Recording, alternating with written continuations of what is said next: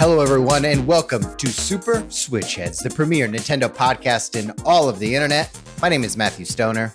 My name is Patrick Knisley. My name is David Howe, and boy, oh boy, ladies and gentlemen, we got ourselves a very special returning guest to the podcast. Welcome, PapaGenos. How you doing, buddy? Hey, I'm good. Thanks for having me back, guys. It was a blast last time, so I was super excited when you guys reached back out to me, and I'm happy to be here, happy to discuss some video game stuff with you guys again. Hell Awesome. yeah. Heck yeah, good to have you back again, and you're here to talk all about the Nintendo Switch is celebrating its senior year of high school, its 4-year anniversary. That's how it works. That's how school works in America. And we're going to look back on what the Switch has been like in the past 4 years. Thank you for PapaGenos for being here. And then we're going to Thanks for having me on, and perfect timing with the Switch's anniversary and everything like that. So, Oh yeah. couldn't have a better time to talk gaming, right? Yeah, lots to talk about this week. Yeah. Also in the news, of course, the Bethesda acquisition by Microsoft is finalizing probably this week, as well as some more acquiring from Epic buying Mediatonic and some weird Sony PSVR and banana patents.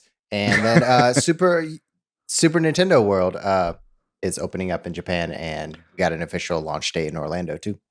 And we're going to talk also about Matt's favorite topic on the podcast, which is the Switch Pro, which is all but confirmed now. Very excited to get into that as well with you guys. Yeah, let's do it. That's great. Well, I guess is everybody doing okay? We didn't talk about that. Is everybody having a good week? Yeah, I'm doing pretty good. Checking in. The winter storm killed any kind of routine that I had, so I had like an exercise routine that I felt really good about, but the emergency of fearing for my life ruined it. So kind of got back into exercising this weekend, and I feel good about it. Hell yeah. I haven't been really exercising, but I did do some additional math and found out I'm just under the obesity scale. So I guess vaccine is off the books for me. Yeah, we'll have to see. I don't know. I'll eat a couple sandwiches before going in and trying to get an appointment coming up here, see what happens. But yeah, it's doing all right. I had to buy a scale to weigh my cats. It's a long story, so I'm not going to bore you guys with it. But the saga of my sick cat continues. He's doing all right. But we'll see what happens. What about you, Patrick? You doing all right? Today was very stressful, but I'm okay. Oh yeah. How about you, PapaGenos? How's your week going? How are you doing? My week's been good. It's been cold here for a long time where I am, but today was actually kind of the first sunny weather, nicer day. You know, one of those days where it's like it's still winter outside, there's snow everywhere, but you can go out in just like a light hoodie or something and kind of enjoy the sun. So that was today for me. I don't know how it was for you guys, but that actually like definitely changed my whole mood and everything. I had a pretty good week overall, but you know, I always like days like that, and it's probably the first one we've had yet this year. So exciting to hopefully be on track for spring and everything here finally. Nice. Very good, very good. The rabbits are buzzing and the birds are singing. I don't know what rabbits do, I guess. The bees are chirping. The bees are chirping. That's right. Well, we have a handful of shout outs, so we'll go through these pretty quick. But last week we did an episode on Pokemon 25th anniversary, and I don't know that any of these actually directly respond to that, but a couple Discord shout outs. David, your friend Baylor, right? They joined the Discord. Yeah, I wanted to give Baylor a shout out. He's been listening to the pod since I think day one, and I don't think has ever owned a Switch, but has been listening forever and finally joined the Discord. And I think dropped a little hint that he might be working on some merch for us as well, some merch designs. So we'll see how those go. Now that I've said it on the podcast, Baylor, you have to do it. That's why I did it. But it's good to have you in the community. Karu Seta mentioned that they picked up Part-Time UFO on your recommendation, David. So that's cool. Hope they're enjoying that and you didn't let them down. I will say I in a rare apology for a mistake that I said in the last episode. I said that the UFO character in the game was Misanthrope, but it's actually quite the opposite. He's a very philanthropic helper UFO. So I apologize for miscategorizing his attitude towards humanity. Derek Kopswa on our Facebook group shared their Super Game Boy adapter with playing Donkey Kong 94, which is also a common topic here on our podcast. So that's super cool that they have that. Couple of Twitter shout outs. For Nate responded to your David, you were talking about getting those Prima guidebooks, right? Is that right? And they gave a really great tip for that. You want to explain that one? Yeah. I've been playing Final Fantasy Tactics again, and so I went and found a copy of the Prima strategy guide for that game, and got it on eBay. And which is great, but it actually is missing like 30 pages, which was not advertised on the eBay listing. But luckily, Nate came up with a great hack, which is going to the Internet Archive, and they've got PDFs of like all the old Prima guidebooks. So I actually loaded up my iPad with a whole bunch of old strategy guides, which has been really helpful and fun and very nostalgic. And then Pokemon trainer Jeremy, our friend on Twitter, said that they want to give you a round of applause for your audition tape to be the next singer for the Hootie and the Blowfish cover that Post Malone right. did. Yeah. This is a very David Pokemon shout Company. outs section. Yeah, this is just a shout out of everybody just talking only about me. I'm into it. But more generally on the Instagram, there was lots of love for the Final Fantasy Tactics game that because of the guide you were talking about. Mm-hmm. And also Steven Durazio mentioned that they love the podcast and listen every week. So thanks, Steven. Oh, and we got to give a shout out to our friend Ant Keeps Gaming, because we all recorded a thing with him that will be coming out on YouTube at some point. We'll let y'all know. We spoiler alert, we got bodied by some amiibo. I did okay. Did you? I did. I lost one. One round or whatever. One. I lost to one of the amiibos. I got fucking bodied. Yeah. Oh yeah. I was spoiler terrible. Alert. All I did that whole recording was apologize how bad I'm at Smash now. Yeah. I'm a Fire Emblem head now, and I don't play Smash at all. Yeah. Oh boy. Okay. Thanks to everybody for listening. Yeah, we'd love to hear from our listeners like that. We'll give you a shout out. Leave us a review. Subscribe on YouTube. Share our podcast with a friend. Let us know what you think about the video. And a reminder that we take listener questions now. So please submit your listener question. We'd love to answer it. Anything else on this before we move into news and rumors? Y'all ready to move on? Let's do it. Sweet. Lots of good news and rumors.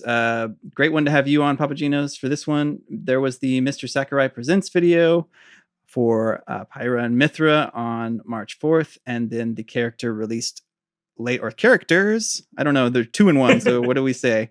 Characters. I've been calling them 2 different ones. They're marked as 2 different numbers on the website and everything. So I'm calling them 2 different characters. I like that too, because then it's like, did we get 6 characters in this pass? Did we get 7 now, or maybe even more if there's more double characters? I don't know. I like thinking we get more with Smash. Sure, that's fair. The characters released later that day. There was obviously the big Sakurai presentation. We should talk about that. As always, those are really fun. And I think it's always really interesting because he always finds some weird thing to share. And this one was the sort of figurines thing. But I'm getting ahead of myself probably, right? Should we talk about the character and the stage and all that? Or anything else on the presentation? Well, I think it's worth talking about his drawer full of figurines that he says that he has. I think that's actually really cool. I think because they're not. You would think they'd all be like amiibo or whatever, but it's actually like very specific Japanese figurines that he gives to the team to help with modeling and stuff like that. And I found that to be pretty cool. And then he also, of course, had that little tease about how he's got unreleased characters in a drawer too, but he's not going to show us somewhere in Japan. There's a locked drawer with the unreleased characters. Yeah. Let's go. Switch Headz field trip. Beth, you want to do a field trip and a heist? Yeah. It's like the storming Area 51. Right. They can't stop all of the Switch Headz. I mean, if you get enough Smash fans in Kyoto, Japan, and we just go for it, if we care that much. Man, we do not need Sakurai to resent Western Smash fans any more than he already does. No. Some people try to rob casinos, but we rob for Amiibo. Yeah. I do not condone, for the record, I do not condone storming Nintendo headquarters. But if someone's able to pull it off and we find out that character, I'm not going to be mad about knowing that character. Yeah, exactly. We can be patient. But that was a funny, interesting detail. But let's talk more about the meat of the presentation. Then he showed off the characters, and we've all probably had a chance to play with them now. They've got the sort of Zelda chic switching ability, and they really do feel very different. Very fast. Mythra feels like one of the fastest characters in the game to me, and I think maybe it's when you switch between them too, she feels extra fast. But I think she is fast though. Just like the amount of time it takes her to cross the stage is like 1 second. I was curious, so I looked it up, and she's 6th fastest. Yeah, that's awesome. But you couple the speed with the range of her sword, then it makes it like double duty. Mm-hmm. Yeah. Sometimes a new character like this will come out, and I'll play them, and I'll be like, man, I don't know if I can play this character, or I would have to devote a lot of time. But it felt very natural playing is. I think it's nice having their gimmick this time is just switching between the two characters, so they feel like kind of like you were saying, more natural characters, more regular Smash characters. They don't have this gimmick to learn, this learning curve. The gimmick is just switching between the two different characters for different things. Right. So individually, they feel pretty natural to just pick up and play. That's how I felt with them, which is always enjoyable especially after Steve and Sephiroth, who both I think had a little steeper learning curve, especially Steve. They're very different character and stuff like that. So I'm really enjoying Pyra and Mythra. Like that, I really like Martha's one of my favorite characters. So the swift sword characters I really enjoy. But then I totally underestimated how much I would be into the whole switching mechanic, because it's not like Zelda where you've got a little bit of a cool period or a cooldown period as they're switching, and then you come out like in the old games. But it's like so immediate that comboing up a character with Mythra and then quickly changing to Pyra to do like the up B or an up smash or whatever to like finish them off is really, really satisfying.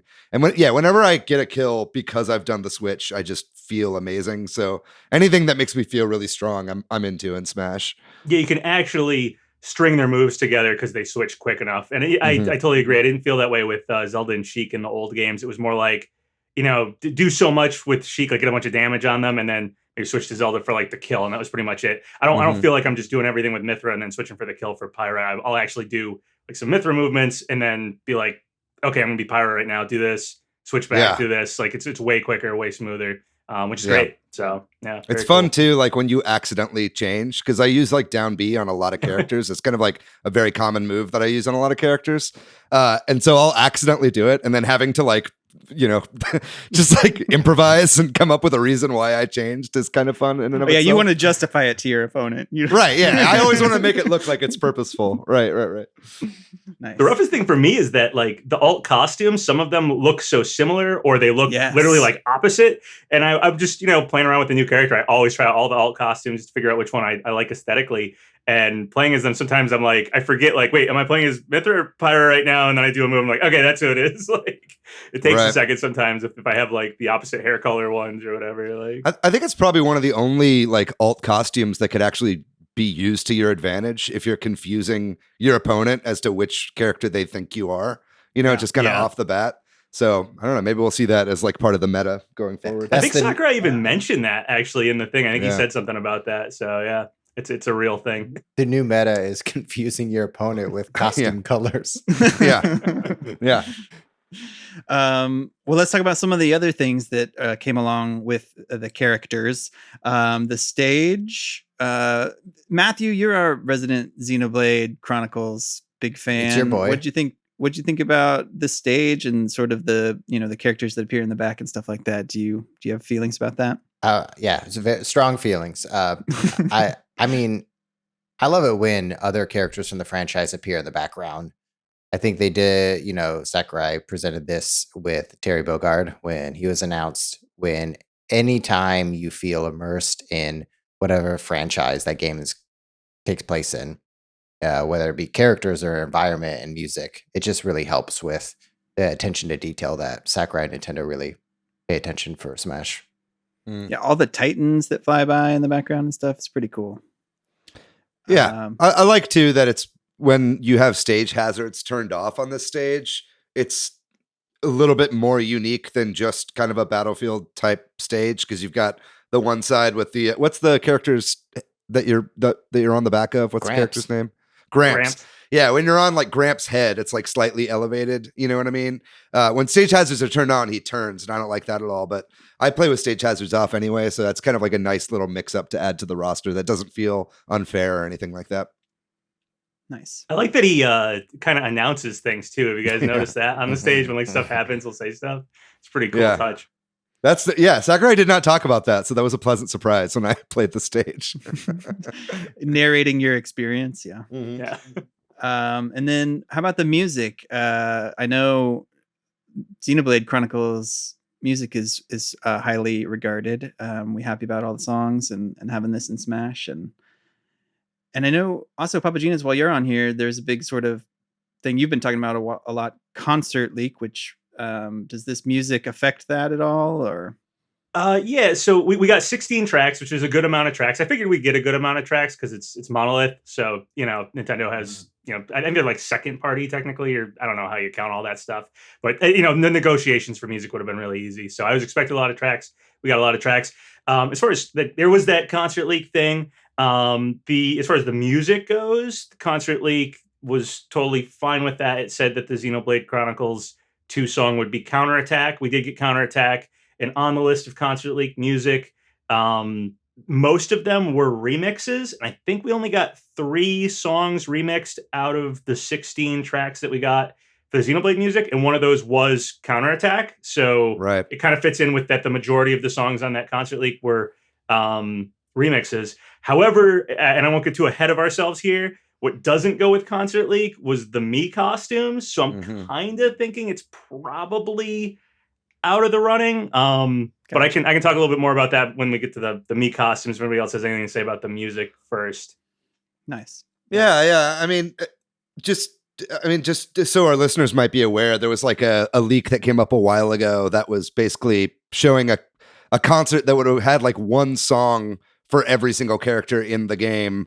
And the remaining ones were, I think it was a song for a Crash Bandicoot and then one for the Monster Hunter characters. And so people think that getting those Mii costumes now is pretty much nullified that, unless we get like a Monster Hunter Rise character or something like that. But that would be kind of weird to double dip on the Mii costumes, right? Yeah, that's basically, you explained it pretty good. It's basically that we had this leak. It was after Sephiroth. It had Xenoblade Chronicles 2 music, specifically Counterattack, and then a Crash Bandicoot song, and then a Monster Hunter song. So Crash Bandicoot and something from Monster Hunter, probably, a Hunter or something, as the final 2 characters is what that was saying. It was for some future concert where there'd be one song for every character. However, it'd be a long ass concert, by the way. I don't know if anybody ever talks about that. Yeah. I think so. Someone did the math of just like what the songs would be if you just played them out regularly, and it's like 5 hours. Yeah. The supposed leak said it was 3 hours. Someone Medley else, or something? yeah. Well, it was supposed to be like an orchestrated thing. Someone else did a more like did this really in depth. Like they sent me like this spreadsheet and stuff of like, if you cut all the songs down to like 2 minutes, and they were like, some of them do average out, and a lot of them repeat and stuff. And they did this very in depth thing, and they were like, it comes to about like 3 hours 15 minutes, which is more reasonable if you did like 2 minutes for every song. Sure, some of the shorter songs wouldn't even get there. And no clapping allowed. It's just going to the next thing. They did a pretty good job of like running down that. But yeah, the thing is, we got Monster Hunter Mii costumes. So if a Monster Hunter character's last, you'd think you'd save those Mii costumes for last. Though Sakurai did say in the presentation, he was like, there's a lot of Capcom stuff because all the Mii costumes were Capcom. And he was like, this is because Monster Hunter Rise is coming out this month. And new Ghosts and Goblins game is happening. Because that's all we got. We got Monster Hunter and Ghosts and Goblins Mii costumes. So I'm personally thinking, okay, Concert Leak's probably fake now. But if we get to like E3 and we get Crash Bandicoot, which could happen without the Concert Leak, but if that happens, if it continues to kind of guess the characters, it's possible maybe Sakurai just put the Monster Hunter Mii costumes out now because of Monster Hunter Rise coming out this month. Or potentially even, this is kind of way conspiratorial, but maybe they caught wind that Concert Leak was out and about on the internet, and they're like, you know how we can stop this? Just put the Monster Hunter, Capcom Mii's, move them to the Xenoblade ones, put them out, everybody forgets about it, and then that's the wild speculation I like to hear. That's the way you're reaching out there stuff. Personally, I'm kind of giving up on Concert Leak, at least for now. If Crash Bandicoot happens next, I will dig it out of its grave and be like, all right, maybe we should still look at this. But that's where I'm at personally. Right. Cool. So the Mii's were all Capcom related, like we're talking about. There was the Monster Hunter, Rathalos armor, 2 Mii's, which I think are returning. Right, they were missing from this, but were in Smash 4. Yeah. All the Monster Hunter Mii costumes were in Smash 4. And the interesting thing too is that there's like 2 Rathalos Monster Hunter costumes and 2, I forget what the other ones are. They're like just more like normal armor. Forget what they're specifically called. So it was like kind of strange. It's like 4 out of the 5 Mii costumes we got were all returning Monster Hunter Mii costumes. Mm-hmm. And then there was the feline hat. I forgot about that. My bad. And also then the sort of surprise Mii costume was Arthur from Ghosts and Goblins, which kind of makes sense with the new Ghosts and Goblins game coming out. Mm-hmm. But yeah, it was kind of weird to see this and not any Xenoblade characters for Mii's. You would think they would add. Well, they already put out Rex, right? Yeah. Like at the very beginning of everything. Yeah. So I think that if they had not released that at the very beginning, that he would have been in this group. But yeah. Yeah, most likely. I was thinking maybe like Elma from Xenoblade Chronicles X, because I know for base game Smash Ultimate, she was like a lot of, not that Sakurai or anything official considered her, but a lot of people who were speculating characters were thinking, oh, if we get a Xenoblade character, maybe it'll be from Chronicles X, maybe it'll be Elma, because Chronicles 2 maybe was too late, but maybe they'll do that for a new Xenoblade character. But didn't happen, and yeah, she wasn't here either. So it's a little strange. I do think, the Rex costume probably would have come back in this way if that had happened. And it does feel like with the first party Nintendo characters, sometimes they have a little bit more leeway with what Mii costumes they do. So I don't know if a Capcom rep is happening later or if one's not happening, but they have these Mii costumes. But it does feel like they probably have a little bit more ability to kind of do, okay, what ones do we want to come out now? And with Monster Hunter Rise and the new Ghosts and Goblins game coming out, they probably just said, well, we can do these. The timing is fine. We don't have to.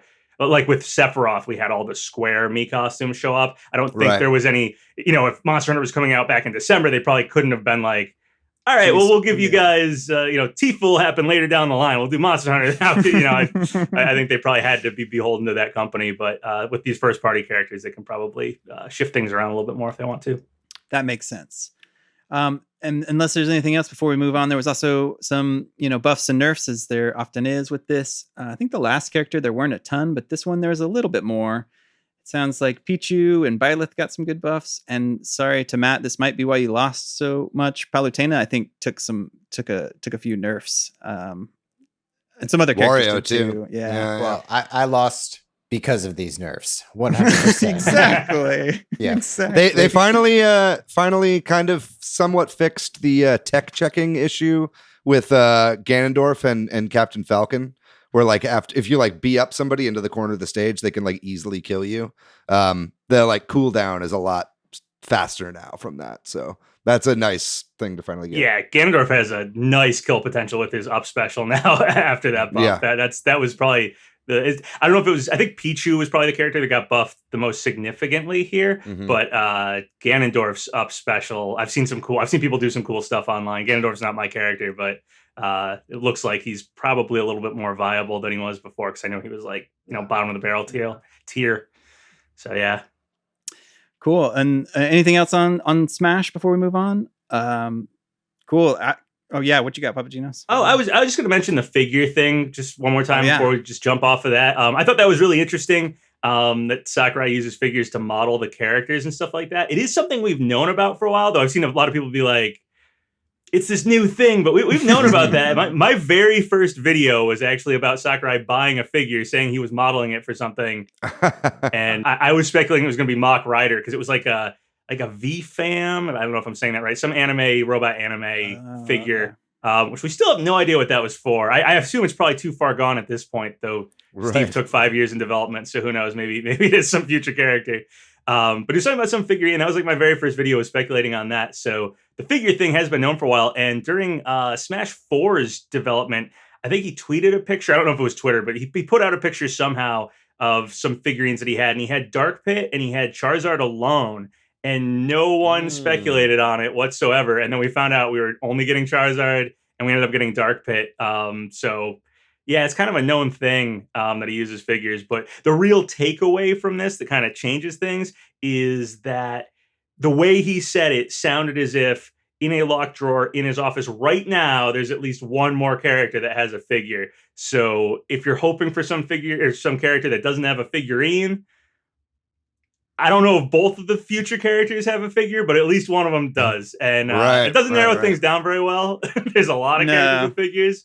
Pretty much, I think just about anybody you can think of or anybody you would realistically put in Smash has a figure. But that's really the only thing that changed here. We kind of already knew about the figure thing, but this time we know probably at least one of our future characters is in that drawer, does have a figure. So there's that to speculate. My guess is at the end of that heist, that's going to happen. We're going to open up the drawer and we're going to find a little voodoo doll of Sakurai himself inside the drawer. And that's going to be our final character. You heard it here first, folks. Oh, boy.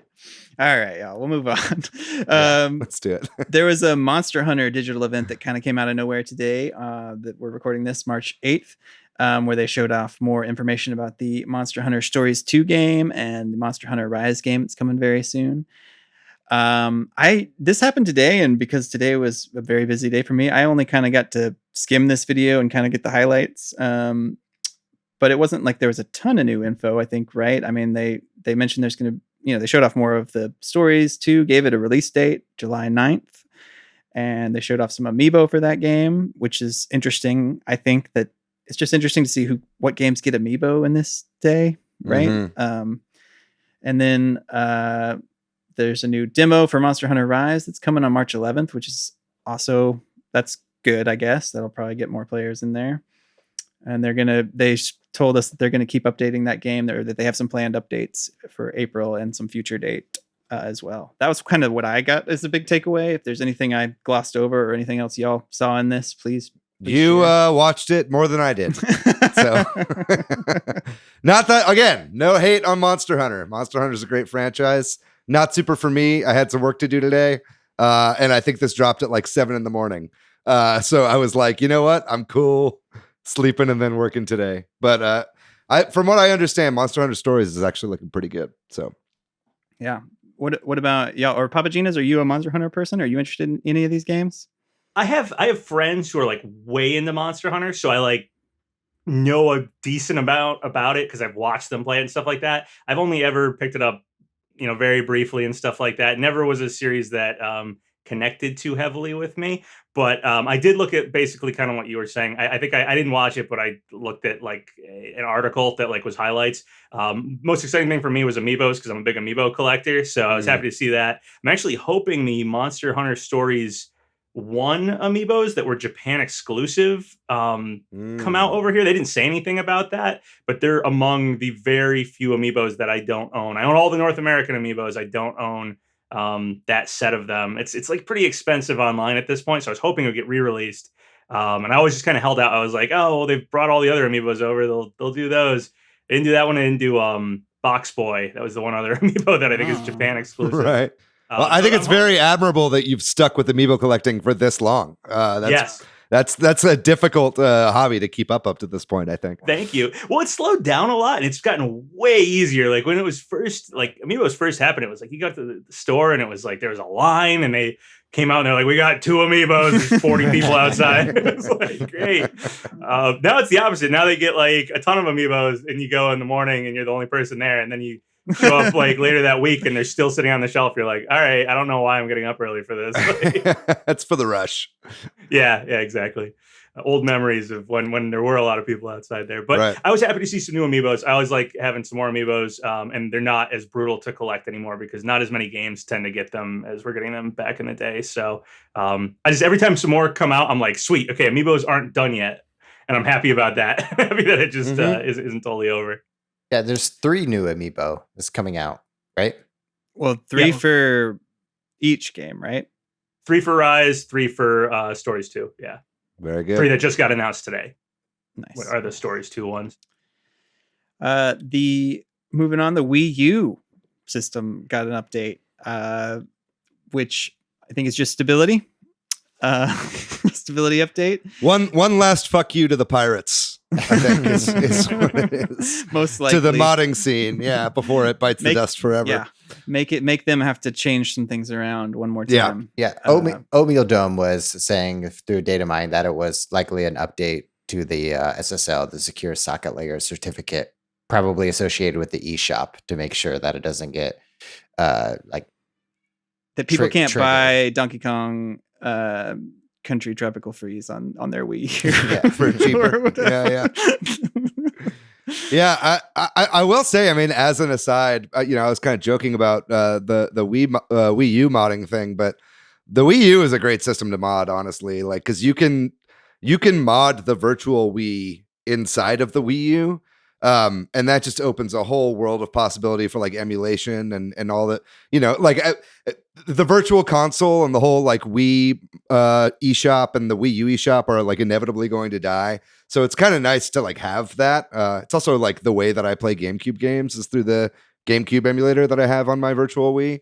And so, yeah, definitely check it out, even though I was kind of making a joke about it. I'm sure hackers will find a workaround for this update in a matter of hours. Yeah, it's super fun. If you ever wanted to play as Goku in Smash, you can do it on your Wii U. Yeah, create a mod for Smash. Yeah, exactly. Yeah, I used my Wii U much longer than I think a lot of people did, for two reasons. One of them was the Wii that's within there. I had Virtual Console games downloaded in there, so yeah, I wanted to continue to play those. And then the other reason was it has Netflix on it. And we don't have Netflix on the Switch yet. And like I have Netflix on like my PS4, just my smart TV and stuff now. It's not really a big deal. But for the longest time, I liked watching stuff in bed. Like, and that was like the system I could like, do that with. So I'm really hoping that I think Disney Plus said they were going to come to Switch like when they first came out. Still have heard nothing. Netflix, nothing. We just have Hulu and YouTube. So I was using the Wii U for the longest time just to watch like Netflix and stuff. But I have put it away probably in the last year. It's no longer plugged in. The Amazon Prime app was actually really awesome on the Wii U because Amazon Prime has that like X-ray feature that goes where it like shows you what actors are on screen and like trivia or whatever while it's going, and that would be on the gamepad while whatever you were watching would be on the TV. Oh. So it was actually like a really cool integration of that. I actually used the gamepad there. That's awesome. Yeah, exactly. Yeah, it was pretty sweet. Although that having been said, there's a virtual picket line for Amazon right now, so don't be streaming Amazon Prime at the moment. But yeah, I'd love to see more stuff like that come to the Switch. Certainly. Then we got some Super Nintendo World news. Maybe not some good news, but the Florida park of Super Nintendo World is officially, well, maybe unofficially, it's like the mayor of Orange County in Florida said this, not like Universal, that the opening date's been pushed back a couple years from 2023 to 2025. Which, when I hear the number or the year 2025, I think, man, that's far away. But I guess it's really not. We're in 2021 and it's March. All right. You remember how long ago it was when the Switch came out? 4 years. 4 years. If it doesn't feel like that long, then there you go. Exactly. In my mind, 2023 and 2025 are the same nebulous amount of time away from right now. You know what I mean? You're not upset about this one yet. No, I'm okay with it. And then I guess the park in Japan had to shut down because of COVID concerns over there, and then the state of emergency. But looks like they have a new opening date, March 18th. Oh man, Japan really wants to have those Olympics too. Yeah. Oh, I bet. I hear like the poll of people in Japan don't want to have the Olympics, and so man, yeah. Yeah. The Sakurai Presents had him from home again, which I was surprised at when that opened up and had that. I was like, oh wow, okay. Because I'm not, following exactly what's going on in Japan with the virus and everything right now. So I was a little surprised to hear that, but that makes sense with the park being closed right now as well.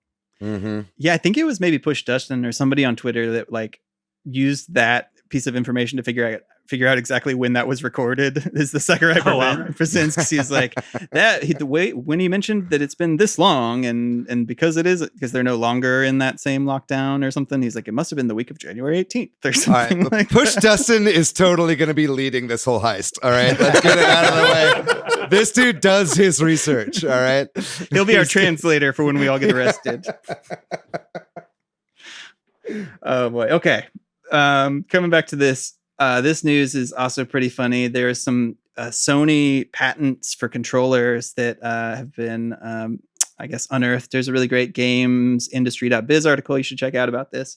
But in particular, it sounds like Sony is filed some patent for using everyday objects as a controller, so that I don't know if it's a Kinect type of sensor that can see what you're holding or what's in your hands.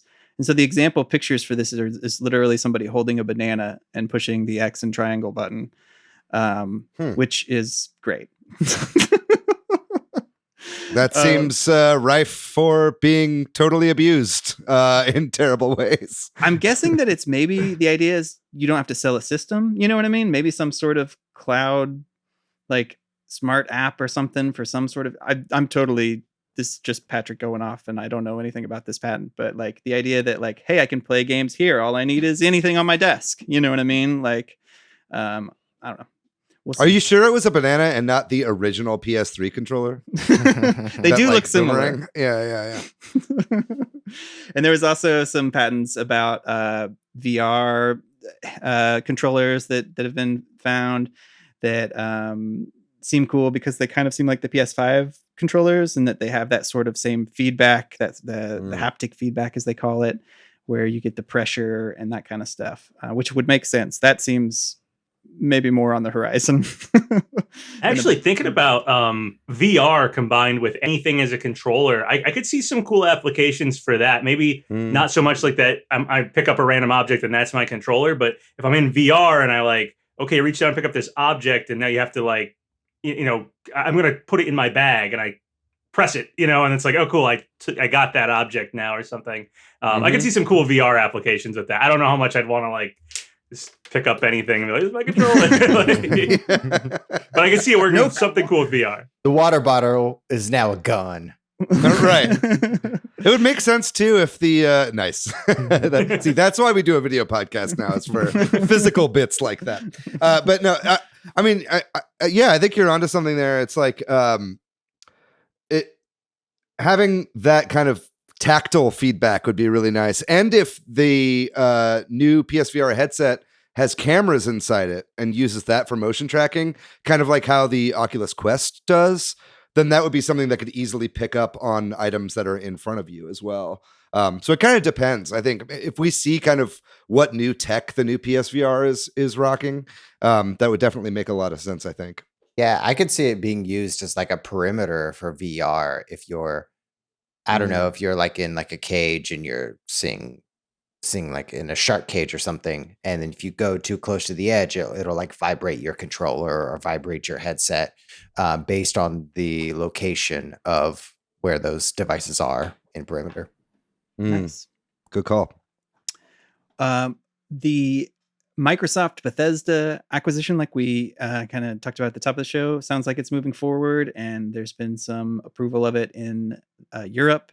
And I think there's speculation. Is it rumors, or do we have knowledge for sure that there's going to be some announcements?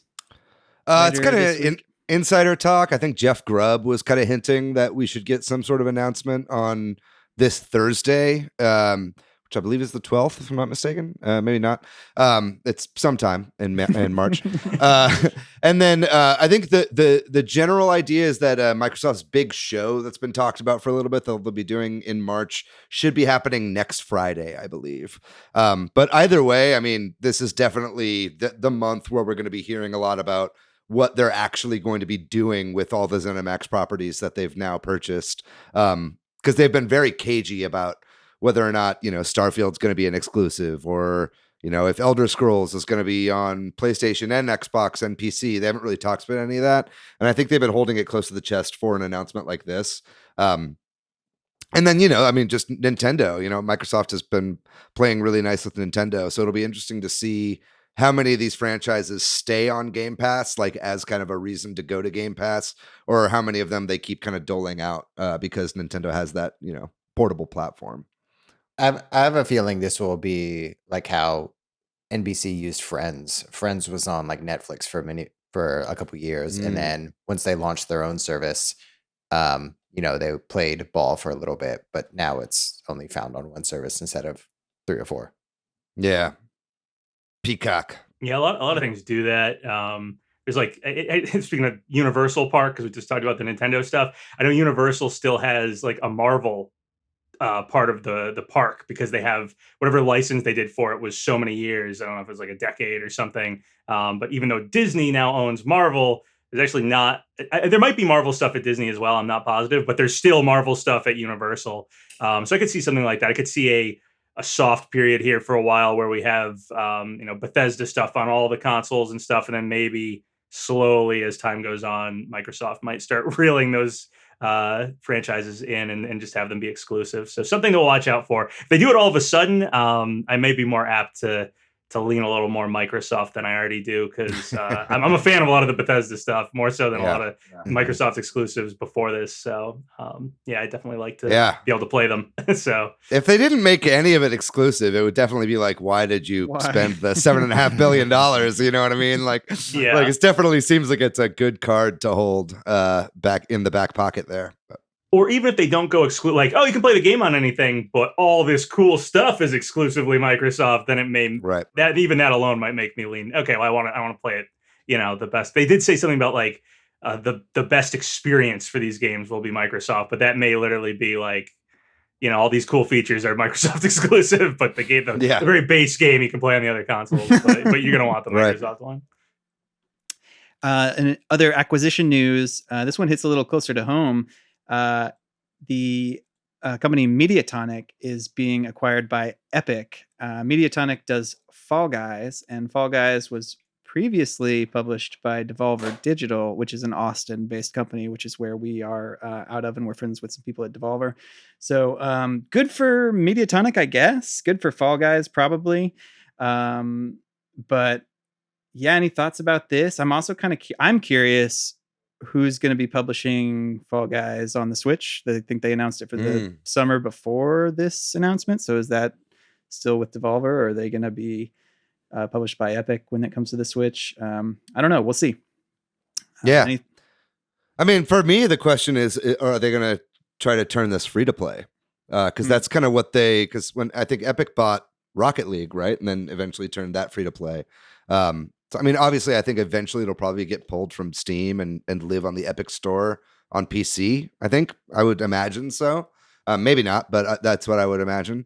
But yeah, my question is, do you guys think it would go to free to play? I think with the hype dying down on Fall Guys a little bit, that might be kind of a good boon for its popularity, maybe. That makes sense. Yeah. I mean, sounds like they make a lot of money off of skins and stuff already. So. Right. Yeah. It's just like a crazy acquisition, because I know they purchased Rocket League, but that was like 3 or 4 years after it came out. And Fall Guys is only been out like 7-8 months. When did it come out? It came out in the summer, right? I feel like it was over the summer that I remember there was like this like week where all of a sudden it just blew up. It was like everybody was playing it. You had to go download it. That was like the only time I played it. I downloaded it that week, played with my friends like that weekend. That was it for me. But I could definitely see if they make it like free to play or something, that would just stir up a lot more excitement for the game and stuff again. Because I'm a little surprised, because like you said, it feels like to me that the hype has died down at this point. But maybe they have plans, to do more with it or something like that. So we'll have to see if the game all of a sudden picks up steam again. Mm-hmm. And then we're in March of 2021, which means that at the end of this month, on March 31st, Mario will be murdered by Nintendo, and we will no longer have Mario around. They are removing all sorts of things from the Switch. So reminder, if you haven't bought the 3D All-Stars collection and you want to do that, or if you want to squeeze in some games of Mario 35, now's your chance. Dude, but sad. I'm still so sad they're killing Mario 35. I love that game. But on the plus side, March 10th coming up, maybe even the day this podcast comes out, is Mario Day, right? And there's a bunch of sales and things like that. They've been really pushing Mario Day. I feel like, it was a few years ago, everybody's like, why is today Mario Day? And now we know, March 10th or whatever. Games are on sale. Anything else? I mean, is it sort of the old like Mario Tennis Aces, Mario Maker 2? Yeah, I mean, it's they're basically doing 35% off on the eShop for Luigi's Mansion 3, Mario Maker 2, Mario and Sonic at the 2020 Tokyo Olympic Games that never happened, and Super Mario Party as well. And then I think Walmart and some of the physical distributors are also matching those prices for the physical games and also discounting like Mario Brothers U Deluxe and Yoshi's Crafted World. So these are the cheapest that these games are probably ever going to get. I think they're doing 35% off because it's the 35th anniversary. And they usually only do like 20% off if they discount them at all. Nintendo famously doesn't discount their first party games. So if you've been wanting to get any of these games, definitely you've got until the 14th to pick them up at this price. I would really recommend Mario Maker 2, man. I love that game so much, and it's got like infinite replay value. Luigi's Mansion 3, also an incredible game. So if you haven't picked up any of these, now is definitely the time to do so, I think. Yeah, I was with a friend looking through them or whatever, and she doesn't have that many. She had Luigi's Mansion 3 was the only one, and I was like, dude, you should get Mario Maker, you should get Tennis Aces, you should get Party. Those are all great games. I think the math was something like $38 or something like that, I think is what it comes to. It's a little under 40%. Off. Yeah. Yeah, so like, I mean, like you said, Nintendo first party games do not get discounted. These are going to be $60 games. Maybe next year's Mario Day. I don't know. Well, they'll be $60 games until the Switch has been dead for like 10 years, and then they'll be like $150 games. Like Nintendo games only increase in value over time. Yeah. There was a time long ago where Nintendo games dipped for a little bit in like the early 2000s. Your old NES and Super NES games were low, and then everyone bought them, and then collecting became a thing, and now they're all super expensive. Yeah. And ever since then, GameCube, Wii U, Switch, it's just, they're not going down. They're just going up. That's it. They stay. So, yeah. And then our last bit of news, but this is a big one, so I expect we'll talk about this for a minute. The Switch Pro rumors. This is Bloomberg, who has been one of the main sources for information about Switch revisions and that kind of thing.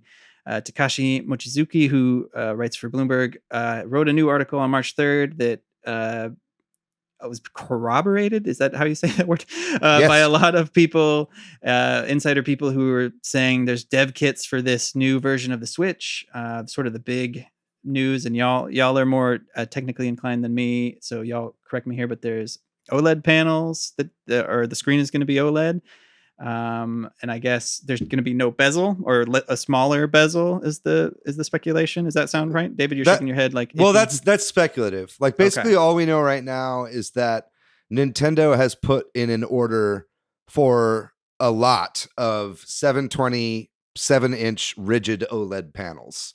And kind of the big thing there is like, OLED technology has been pretty expensive for a while and still is pretty expensive, but a lot of the smartphone technology doesn't use these rigid panels. And then also they'll use resolutions like up to 1440p or even like 4K on a lot of screens, like use those. But the kind of rigid OLED panels are getting pretty cheap. So basically it seems like somebody at Samsung probably noticed that a huge order of these panels went out to Nintendo. And that's kind of where this story came from. A lot of people are thinking. I think the bezel-less speculation is basically because if you take this and you make it a 7-inch panel across, it would still fit in the body of the Switch, just with a way smaller bezel, which is what I've always wanted with my Switch. I think the bezel is my least favorite part of my Switch, honestly. It's thick and it's unsightly. I felt like the bezel was like, I remember when the Switch first came out and I saw the bezel and I was like, the whole point of this bezel is to later sell me one that doesn't have it. Like that's why this is here. Yeah. Totally. Yeah. Yeah, so this is like the most substantial, reporting that's been done on this that gives us some facts and that kind of stuff, right? And it's interesting because we've been hearing rumors of this for so long, but this sounds like you said, David, these are orders, not, these aren't already done or coming out or whatever. Right. So I mean, and in the article, it talks about how they're looking to start production of this in June. So it would be during the summer that they're actually building these machines with the parts that will have arrived at that point at Nintendo's manufacturing sites. So I think that the idea right now is that this would probably be coming out holiday of this season. We'd be getting some sort of announcement later in the year. They're not going to make any official announcement right now while they're still trying to sell fucking Mario red Switches. You know what I mean? They're not going to shoot themselves in the foot doing that. But it's definitely the hardest proof that we've had that a Switch revision is coming. I think another big one was that that you don't have here in the notes, but that it's been said that it should be outputting 4K to TVs, like the dock, maybe. But yeah, potentially that's a little unclear as to what it is. Maybe there's dockless, and you can do it some other way. I don't know. That was the rumor that I had heard was 4K in the dock. Just a rumor, but that was what I was hearing. Right. And that would make sense. I mean, you know, obviously they're working with NVIDIA, and NVIDIA uses the DLSS features to basically use AI upscaling. I think they would have to, if they are using that, they would have to have some kind of new tech that isn't quite out there, because I think at the moment DLSS is incorporated on a game by game basis, right? And only with like certain kinds of chipsets that don't include the Tegra chip that Nintendo's using. So if they are using that kind of AI upscaling, that means that there's more going on under the hood of this Switch revision than just an OLED screen, right? So it all kind of leads to quite a bit of speculation as to what this could be. Yeah, before we go down that speculation path, just to say, like, the only thing that we know for slightly sure of is the 7-inch screen. Everything else is kind of purely speculative, even though it's all kind of speculative at this point. Right. But it sounds like there are dev kits in the wild, right? I mean, at least there's people saying that. Yeah, at least that are credible. Yeah. And I mean, Bloomberg reported on this, you know, like there's been tons of speculation from lots of people about Switch Pros since the Switch came out, before even the Switch came out. People have been speculating about this, but like Bloomberg doesn't really report on this kind of stuff unless there's pretty hard proof or they've got good sources. And they also called the Switch Lite production line before that went into effect from similar sources. Yeah.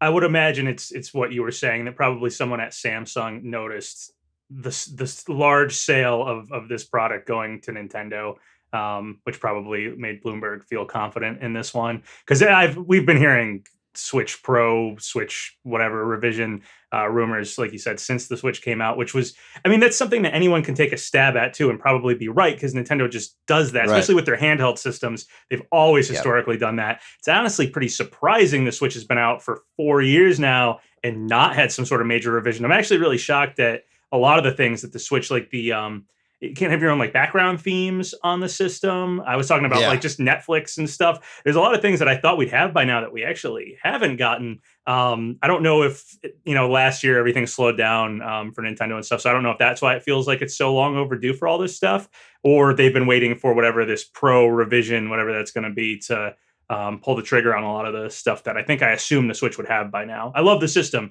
but there's a lot of things when it first came out I thought we'd have within the first year, and it's now 4 years in and we don't even have them yet. So yeah, me too. Yeah, like despite not having those things that you said, like Bluetooth or other features like customizable UI, despite all of that, it's still selling really well. Yeah. Right.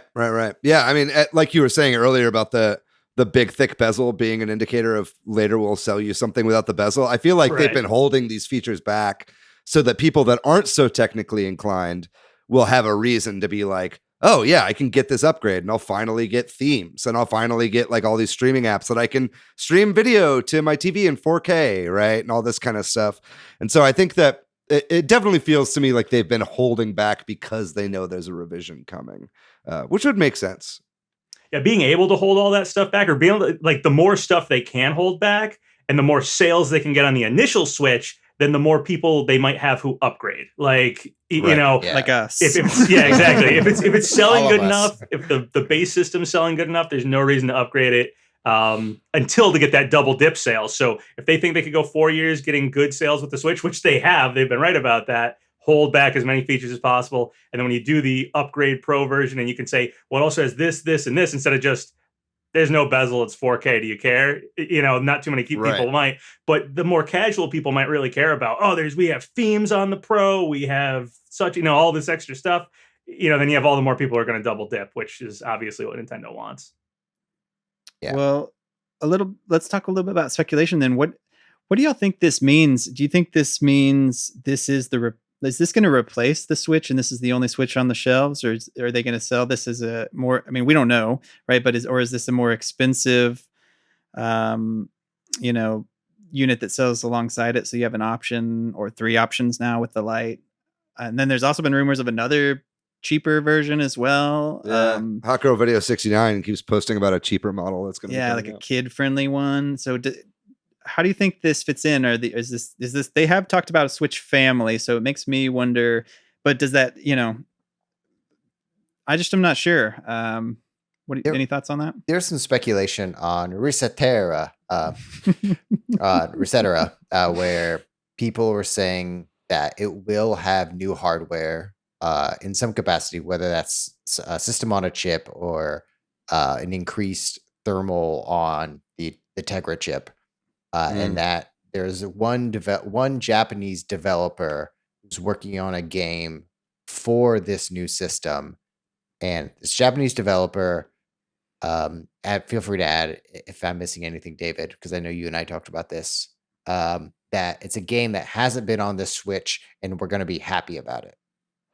Right. Yeah, I think the idea was because there's a lot of questions about are they going to be screwing old or regular Switch users by having exclusives or games that can only play on the Switch Pro or the Super Nintendo Switch or whatever they call it.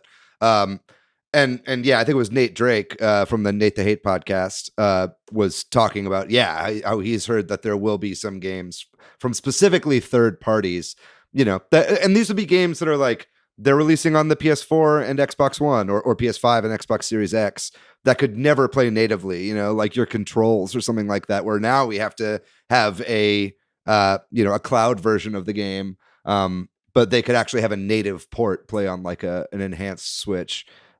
Which I think would make sense. I don't think that would piss off too many people. I think the question comes down to whether or not it would make sense for them financially to build a port that would only be on a version of the Switch that only a fraction of the user base actually has, I mean, it didn't stop Nintendo in the past. We had obviously the Binding of Isaac on the new 3DS and Xenoblade Chronicles, the 3DS port only played on the new 3DS. So historically this has happened before, but I mean, do you see that happening, Matt?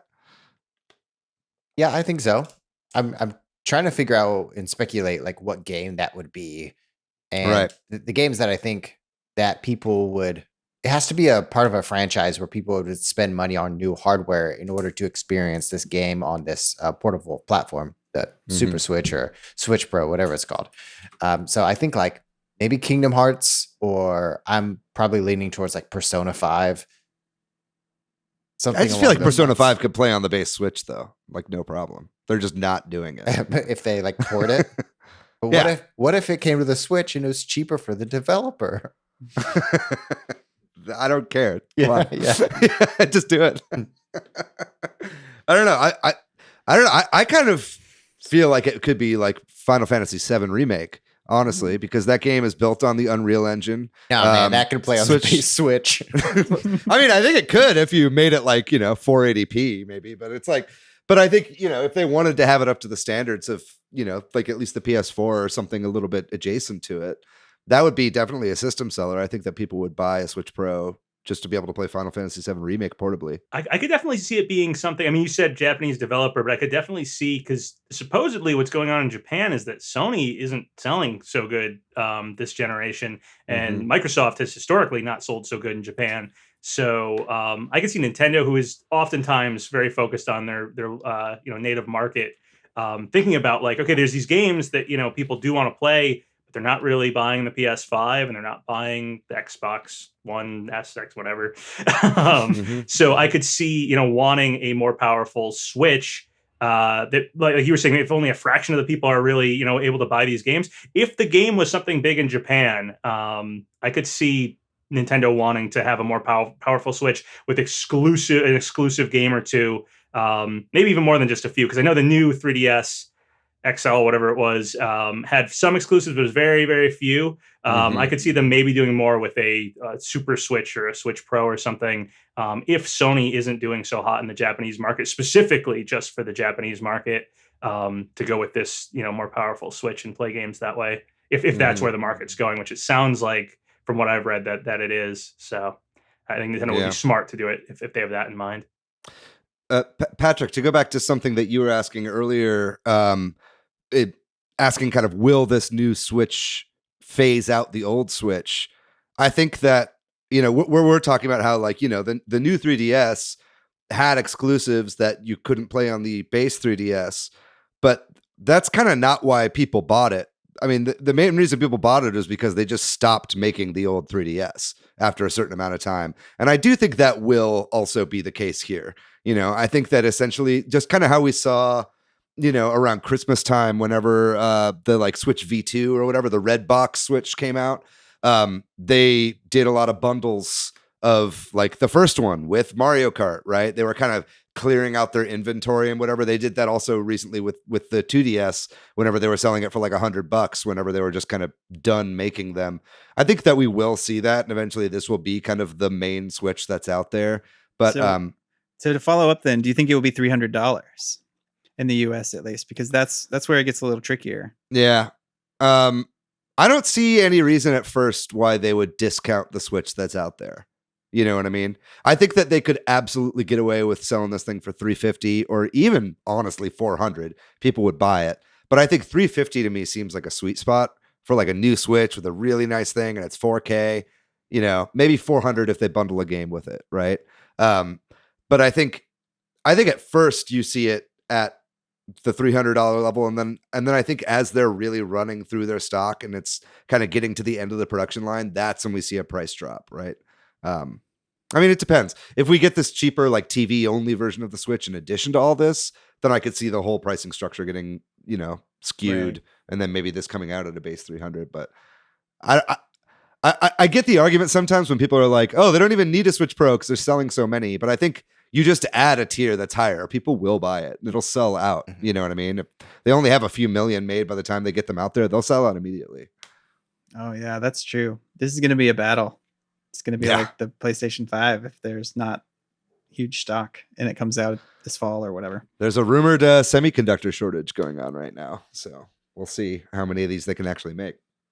I mean, I was in the store the other day and just looking at the Switch selection they had. I think it was all Switch Lite. They didn't even have the normal Switch. Obviously, we're living in kind of strange times right now for physical store, like retail stores, what they have in stock.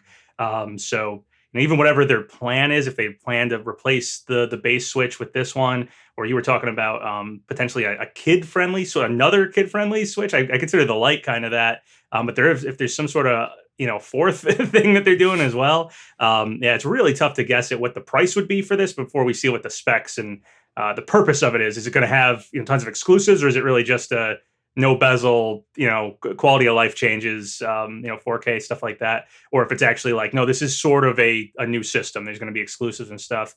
It's hard to guess at what the price would be. And then also if they're going to totally replace or plan on replacing the original Switch with this or not. Tough to say until we see it, but I assume we'll probably see it at E3 or around E3 time. My guess would probably be, if this is legitimately happening, E3 will see this thing. Probably Breath of the Wild 2 will, I imagine, launch alongside with it. That seems like the big game to push it. And hopefully this holiday, that would be my hope, would be we see Breath of the Wild 2, we see whatever the Switch, Super Switch, Switch Pro is at E3, and then we get holiday 2021 as the release for both of them, because that would sell the system right there. So if they bundled it too, if they have an exclusive one, bundle it, they'll sell like crazy. So yeah. Also, every time anybody says Super Switch, our SEO just goes through the roof. That's really nice. Yeah, it's true. Pure speculation. $375. Wii Sports is bundled. Wii Sports. Dude, if Wii Sports is bundled, they're selling that thing for they're selling that thing for $400 if Wii Sports is bundled. But that seriously would literally sell hotcakes. But I mean, if you've got like a more powerful system that can play higher end games, do you really bundle it with Wii Sports? Hell yeah, like you do. A 480p motion control across game. The streams. You get the casuals and the hardcores. Yeah, I mean, I think it kind of depends on. Because you're talking about what game they're going to bundle it with, PapaGenos, where you're saying that it could launch with Breath of the Wild 2. And I think that's the obvious choice. But it kind of depends on, if Breath of the Wild 2 is going to be ready by the end of this year. I mean, we thought at this point we would have seen more of that game. And I don't think that they've said anything to say that it's not coming out this year, but they haven't said anything that it is coming out this year either. So I think it kind of depends. I think, this is easily something that could launch with that, or Pokemon Legends Arceus as well could probably launch with that. There's been a lot of speculation on if this game is going to run better on a next revision Switch. So we'll see. But I definitely, it'd be really nice to play the new Breath of the Wild on something a little beefier. And I mean, did you guys have a Vita? Was I the only one on this podcast with a Vita?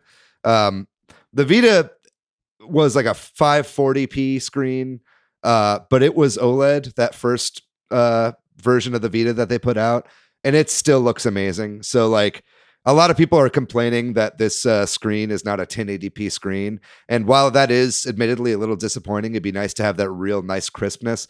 Like, games at 720p are going to look really fucking good with an OLED screen. So I don't think there's that much to worry about. I think especially the Nintendo first party games generally run really well in 720p and handheld.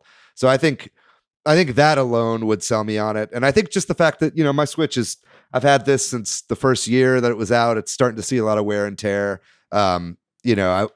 I've been trying to hold off on buying some of these like special edition versions of the system that they've been putting off in hopes that they'd be doing one this year. So I'll be buying this regardless of what it is, honestly. Yeah, the Mario Switch they came out with. I went to my GameStop that morning to get the Bowser's Fury game and the amiibos for it. And I wasn't sure if they were going to actually have any like that weren't pre-ordered or anything. And they had the Mario Switch there, and I was sitting there like, oh, that looks really cool. I like that the Switch itself is red. But in my mind, I was like, you are not buying a Switch right now, and then having like next month Nintendo Direct, the Switch Pro, and I'm like, great. I don't want that. Just grin and bear it. Just put stickers all over your Switch. That's what I've been doing. It makes it feel new.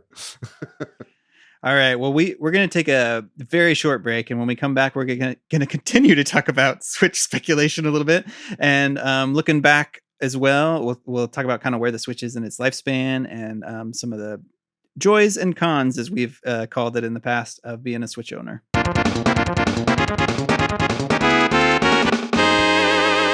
All right, so the Nintendo Switch just had its 4-year anniversary. The Switch launched on March 4th, 2017.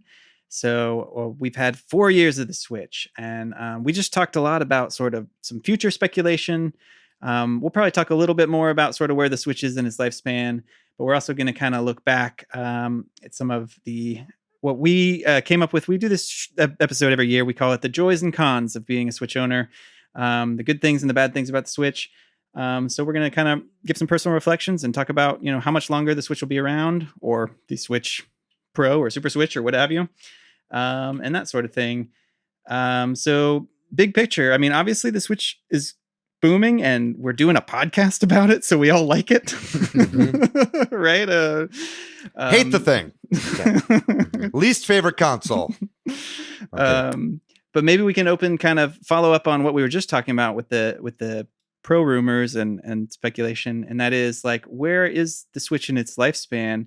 Nintendo has kind of talked about the Switch lasting longer than some of its other consoles and extending the lifespan of it, and I believe they said 6 to 8 years, but they've also been recently saying that it's about halfway in its lifespan. There was that Nikkei interview we've talked about a couple times, and Furukawa, president of Nintendo, said that he says it's in the middle phase or so. Mm-hmm. Is the translation that's shared. So what do y'all think? Do you think we have 4 more years? Or are they going to phase it out in a few years? I think we likely have 3 more years of proper Switch support, and then around the 3 to 4 year mark, we'll hear a brand new non-Switch revision, or start to hear rumblings of a non-Switch hardware. Yeah, I mean, I think so. I hope it's at least 4 years, honestly, and I think Nintendo does too. I think this is.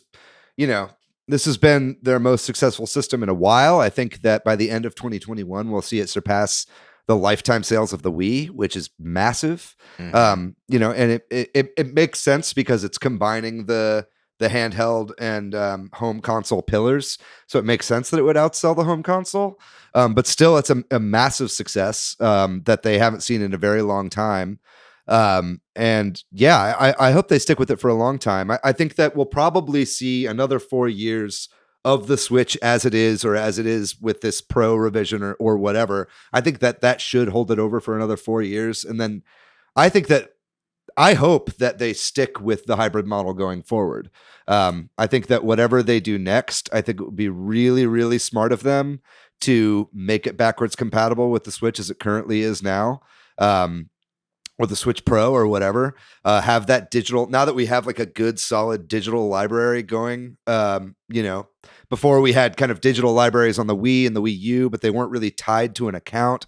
These games are like tied to your account now. And that's something that I think the next gen consoles have been really pushing from the beginning, is like, hey, bring all your old shit over. It's all playable. So I think that that's the direction that Nintendo should really be going. Whether or not the Switch has 2 years, 4 years, 6 years, I think that iterations on this concept are the way to go forward, as far as I'm concerned.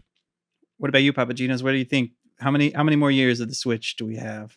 Yeah, I'm totally in agreement. I think we're probably around the middle of the Switch, especially with these rumors of some sort of Super Switch, possibly on the way. I think that'll probably keep it going for a while. And if it is able to play some of the bigger games on the other more powerful consoles on whatever this revised Switch is, that'll probably keep it going for like another 4 years without making it feel like the Switch is behind in any way. And I think Nintendo would be smart to keep it going as long as possible, because it's sold so well. The only thing I would fear for whatever the next console is, I just hope they don't do what they did with the Wii U and try to capitalize too much on like the Switch 2 or something, because I just remember that confused so many. I was working in like gaming retail when the Wii U came out. It confused so many parents that was like some add-on thing.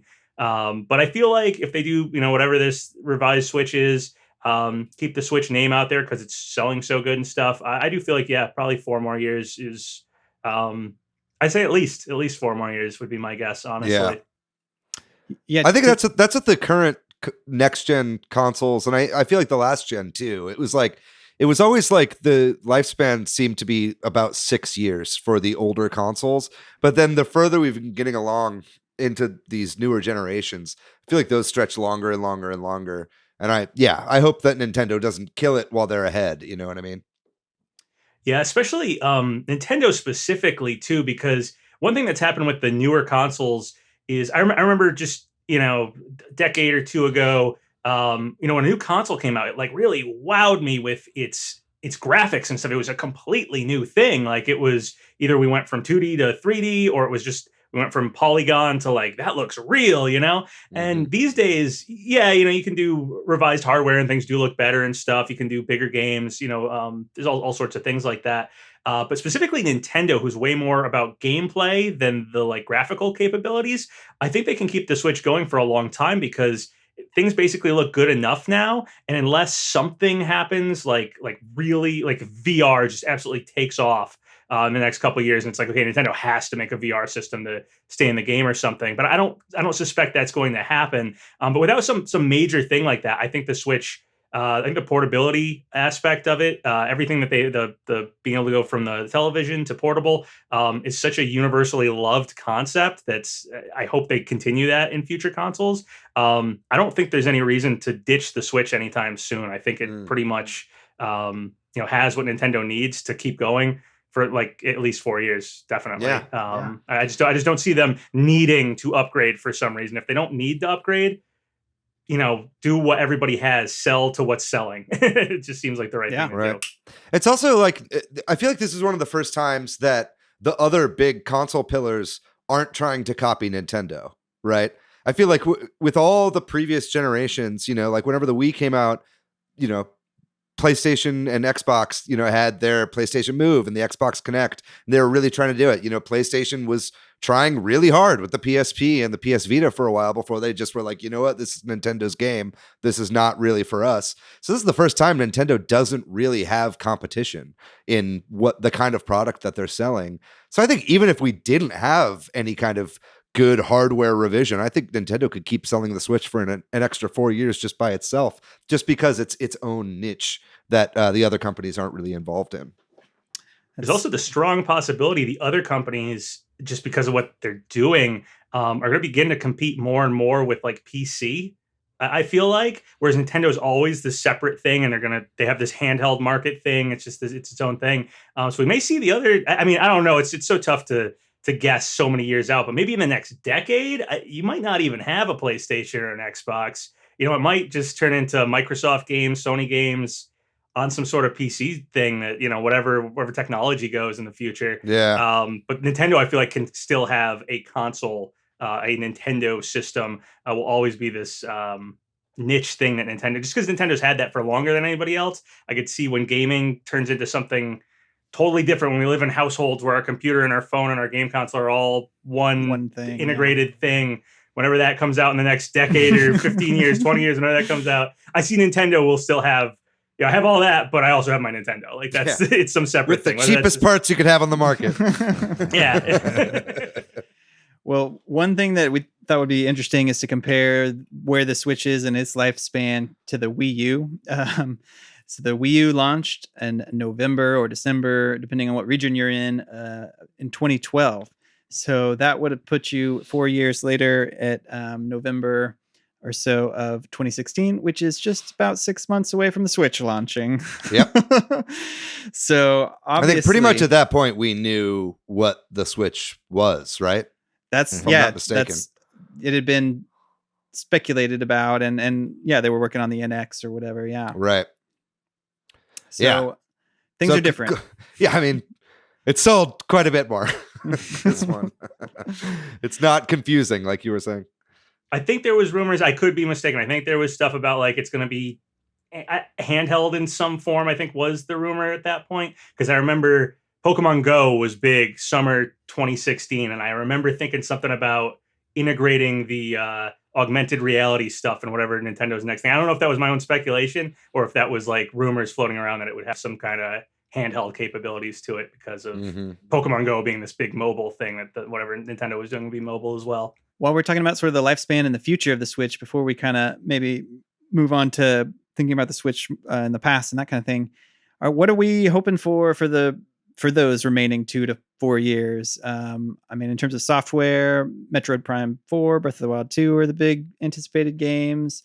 Are there any other future things? The themes and folders and that kind of stuff you talked about. Is there anything you hope for or think is likely, or any speculation about that kind of stuff? Maybe we've covered a lot of that with the Switch Pro. We also have a Splatoon 3 coming out next year, so I'm excited about that. I think PapaGenos, kind of what you're saying, maybe what we're all saying is, what is Nintendo going to do from a services perspective? Hardware selling great, software selling great, but what Microsoft is doing for services and like Game Pass, what is Nintendo going to do? They don't have to copy that or copy that same structure, but some kind of system that allows people to play games or older games. Like, what does that look like? And I think services is really where Nintendo has the opportunity to create a whole new system and make more money. Totally. Yeah, is that why the Mario games are disappearing? Because they're going to resell them in some virtual console-esque thing, maybe.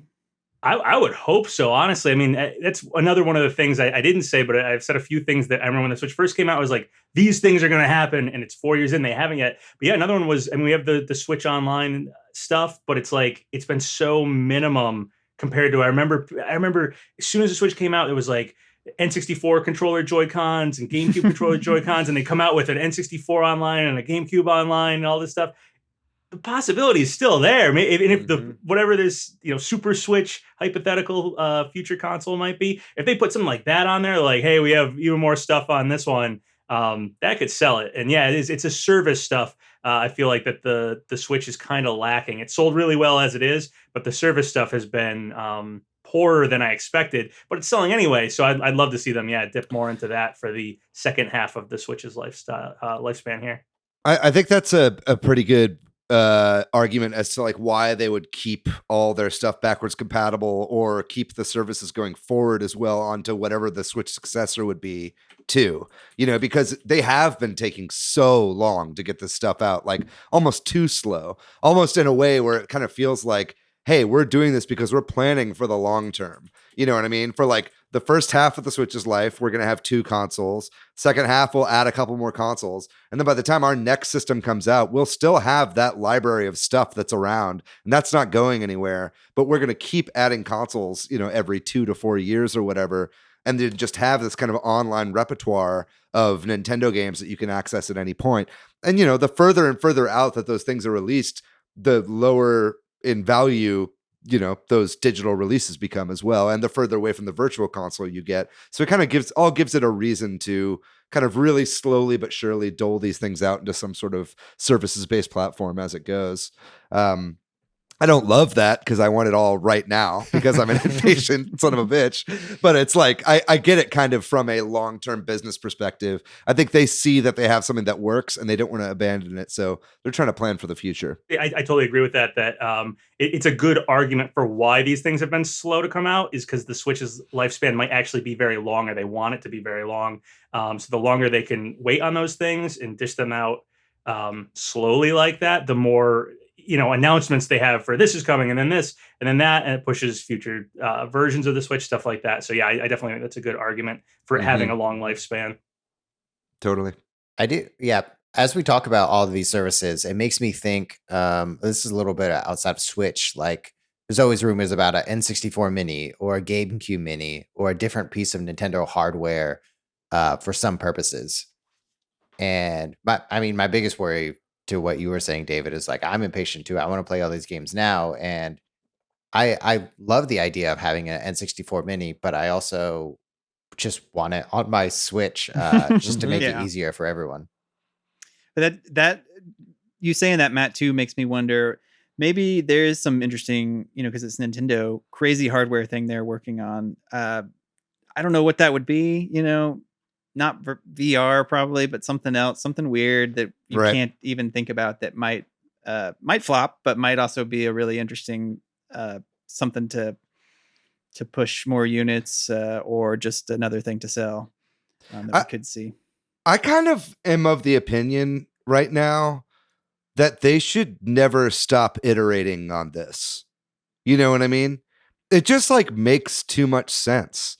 In the past, it made more sense to go from an N64 to a GameCube and then to a Wii and have all these new innovations as they're doing it. But they've stopped their handheld line. You know what I mean? Like they no longer have a dedicated handheld line, and they now have kind of everything built into one. And this is something I brought up a couple episodes, or maybe it was last episode when we were talking about Skyward Sword. I think it was 2 episodes ago. But they're doing ports of these games that now are kind of future-proofed. You know what I mean? Like before, you could only play Skyward Sword on a system with motion controllers. You know what I mean? Like with the Wii. And the Switch has that. You can do it that way. But they've also now future-proofed it to where like any future console that Nintendo makes that uses the standard button format can have that game. And so I think they're going to be doing that for a lot of their old games that might have been using motion controls like that. Because I think whatever happens, and I think whatever Nintendo does to innovate, because I agree, I don't want them to stop innovating. I think that's what makes them Nintendo. But I think whatever they do, I think they should keep the Switch going, in some form or another, or have some form of hybrid console handheld going. And then if they want to try something else, if they want to do a VR headset, make that be something separate. Don't make me all of a sudden buy all my games on like a VR platform, because it's going to flop. You know what I mean? It's like, if you put all your eggs into that basket, it's going to fail like the Wii U did. But if they keep this kind of line going, ad infinitum, and kind of just keep, making it better and better as technology gets better, I think that they'll be unstoppable, honestly. I'll say this on that note. I can't possibly see them going back to home console, handheld. Like they're not going to defuse that. That's not going to happen, because it would be foolish. It'd be so weird. Like how would that? I can't even imagine that announcement. Like our next console is coming out and we're doing a separate handheld. Like they're just not going to make that separation. So it'll always have the Switch aspect to whatever happens going forward, because I think it will be a handheld and home console, because I just can't imagine them, again, splitting them up. It just doesn't make sense to do that. So if they do something else that's innovative, different, VR feels like that's what we've all kind of been saying, or something that we can't even comprehend, whatever that looks like. I do feel like the base system will still be a home console / handheld console going forward. It's kind of like the same way that the Switch still has the motion control from the Wii, and the Wii U didn't get rid of that. I feel like this is an innovation, linking the handheld with the home console, that isn't going to be easily shaken off. It feels like something that they kind of have to keep at this point. So I feel like that's going to go forward like that. Well, maybe that can be a good transition for us to talk about sort of the, as we call it, the joys and the cons, the positives and negatives of the Switch experience, because that handheld / hybrid experience is, we've all been saying it. It's not going to go away because it's awesome. And it converted, I think, people like me who had, I had a Game Boy when I was a kid, but I skipped all the other handhelds. But this has made me realize what I've been missing out on. And as a father of a young son, it's provided lots of opportunities to play in places where, you can't, or at times you can't, and that sort of thing. I think one of the obvious striking joys, positives of the Switch is that hybrid model. It's so wonderful to be playing, and then like, oh, now I have the TVs free, so I'll just keep, you don't even have to pause. Yeah. It's such a There's great just something magical about having a game in your hands, I think. There's lots of people that never undock their Switch, and more power to them. If that's how you want to play, that's totally fine. But I love handhelds. I recently posted something in our Discord of all the little handhelds I have on a table. And it's just like, I just think holding a game in your hands just feels so nostalgic and childlike to me. And it's like, if you're playing a single player game, it makes it such a more personalized experience when you're playing something handheld. So that's definitely the thing I love most about the Switch is, just good console quality graphics in a handheld form factor is amazing. Yeah. Some of the games that have come to the Switch are another big positive. I mean, a lot of the first party games have been really great. There's been some hits and some misses for sure, but also just the sheer volume of games. I was reading something about how, and this isn't exactly right, but the amount of games that were added to the Switch in 2021 exceeds the amount of games that were added to the Switch for like all of, 2017 and 2018 or something like that. Right. That might be the exact numbers there aren't right, but something ridiculous like that. Just that all these games are coming to the Switch. You have a huge library to draw from now. Whereas 2 or 3 years ago, maybe more like 3, you might have said, well, one of the cons of being a Switch owner is that the library is kind of small, but that's not the case anymore. Yeah. Do you think it could be a con that the library is too big? I don't see how that's a con. You've got, you could make the same argument about Steam, right? Like Steam has gotten bigger and bigger and bigger, and then it's kind of just like wading through the shovelware. Yeah, that might be the con, right? That right. It's hard to navigate the eShop to discover things, but there's people that say that. I'm like, I don't know. There's so many resources online of people that do that for you. I feel like maybe back in the day, it was harder to get through a lot of shovelware games and stuff, but the internet is so all encompassing these days. Like everyone has a smartphone. You could be in the store and just go, oh, terrible reviews. I don't want to play the one. Or I'll just go to YouTube real quick, see what the game looks like. So I don't think it's that hard to get through the bad games, but I do really like, I know some people see this as a con, but I see it as a joy. A lot of the Wii U games being ported over to the Switch. Love it. I had a Wii U. I love the Wii U. So a lot of these games that have been ported over are games I've already played and stuff, but I think it's really kept the Wii or the Switch's library really good to have these Wii U games kind of in the dead zones. They just get ported or get updated in some way and ported over. And so many people missed out on them. And there were really great games on the Wii U. So I think that's filled in a lot of the cracks for the Switch's library and stuff like that, and has made it, at this point, there's very few Wii U games that aren't ported over. So it makes the system just feel like stronger than I think Nintendo in this day and age would be able to ever put out as many games as the Switch has been Wii U ports that feel like brand new games to so many people. I don't think we'll probably ever have that happen again just because of the dev time that more recent games take. The Switch feels like Nintendo is just putting out games the way they used to back on the NES and Super NES. So it was just all the time.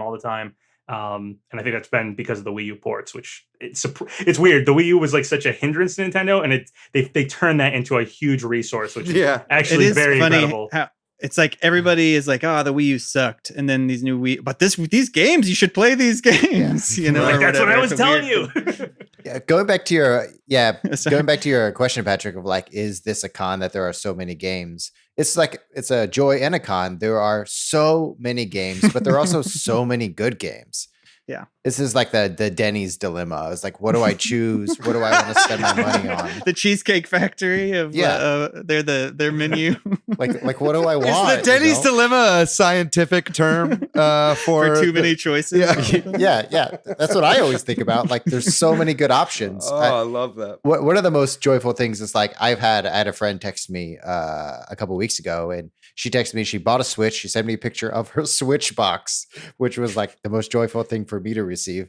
But she hasn't played video games for a long time, but played it growing up. And she's like, what games do I play? And I'm like, I don't know. There's so many. Where do I what start? Are you into? Yeah. Yeah. And then it goes down that conversation, like, what do you want to play? And she's like, I don't know. I haven't played since I was like a teenager. I was like, oh my God, I'm in the Denny's dilemma. So I think that's a joy, both a great thing that there are so many games, but only bad thing is hard to sift through, especially like if you're a parent, like, what do you want to spend your time on? Right. Yeah. And then I just find myself playing Binding of Isaac forever. It's like going to a Denny's and only ever getting the moons over my hammy. You know what I mean? That's so much more. I hope we can keep this Denny's references going. You know? It's a great dish. I mean, it's a grand slam. Yeah. All right. Well, before we go to cons, are there any other big joys? I mean, I'm sure there's some other ones that y'all can think of, or anything about the Switch that's a really strong positive. I just think, like, for me personally, I see non-gamers, people who don't have like video game as their hobby, like buying a Nintendo Switch, like it being their system. I think Animal Crossing was a big resurgence of these kind of casual video game players. I just think we're in a golden age of Nintendo right now, and it feels pretty cool. Yeah. I totally agree with that. Actually, that's not something that I was thinking about, but yeah, I completely agree with that, because it's like there's certain like consoles that it feels like everybody has, and whenever that happens, as someone who's more of a gamer and some of your not so gamery friends are playing games, obviously playing games with friends, and that's one of the positive things about the Switch as well, is that it kind of has some couch co-op aspects to it that are really great. But having friends be into gaming again because a console is so popular is really awesome. Like, I remember like PS2, because it had the DVD player built in. So many people who didn't really game had the PS2, and that let me connect with so many people who normally I wouldn't be able to, because I'd be able to recommend them games or talk about a game that they're like, yeah, I did try that. I think the Wii did that with the motion controls and the more casual fitness games and stuff like that. And now the Switch has once again done that, which is great. That is a huge, huge plus of the Switch. Actually, the social aspect, which I think is often easily overlooked. So very good point there. Yeah, that's right. Well, if you think of anything else positive, you can throw it in there. But moving on to some of the negatives of the Switch, which is funny to talk about how well the Switch is selling and stuff, is the hardware, and the Joy-Cons in particular.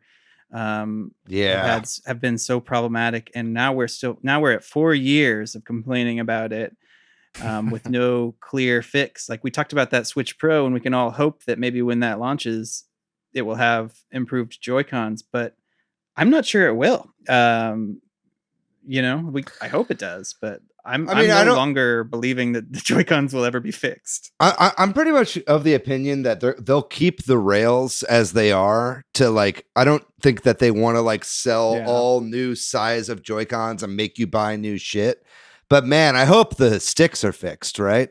Yeah, they've got to fix the sticks. I mean, that's got to be why they, again, talk about that bezel. It's like, that's got to be why. Part of the reason why they haven't fixed put a bunch of money into R&D and like recalled all their shit is because they're like, we're just going to put out Pro Joy-Cons whenever the Switch Pro comes out.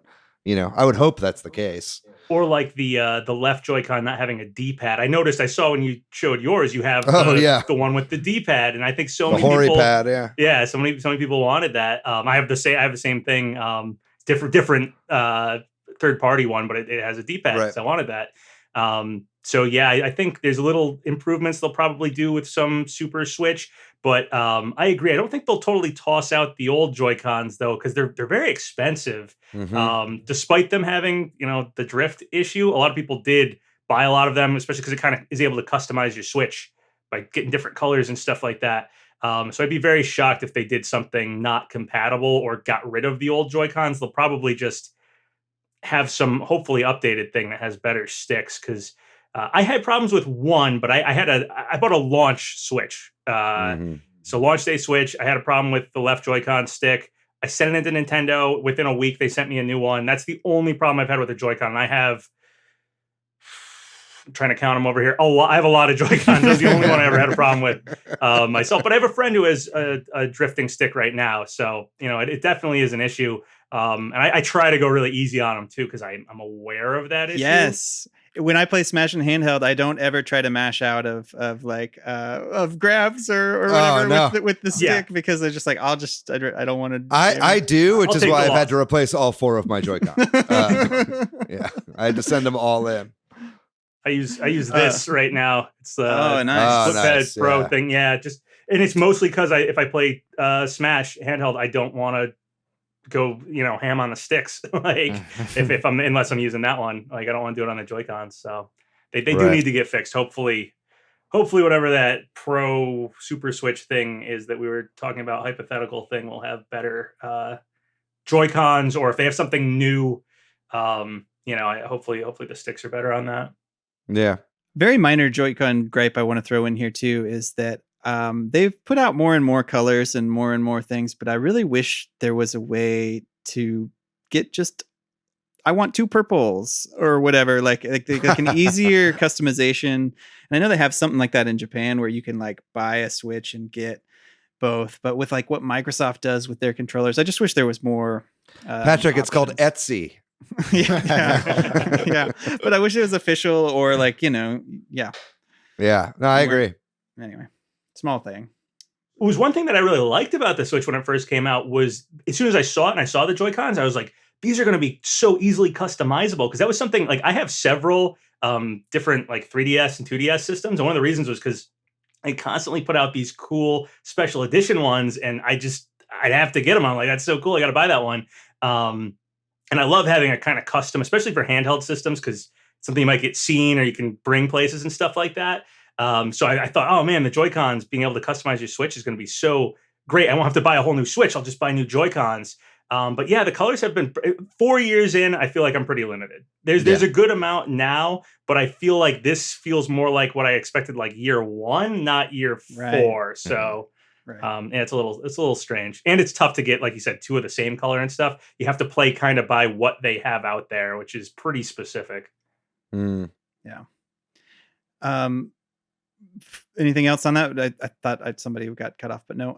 No. I mean, just the overall build quality of the Switch as it is now, I feel like has not been up to Nintendo's previous standard of build quality. Gone are the days of a Game Boy getting bombed in the Gulf War and still playing Tetris. You know what I mean? Like, that wouldn't happen now. And so I'd love to see whatever comes out next be a little bit sturdier, a little bit more drop friendly.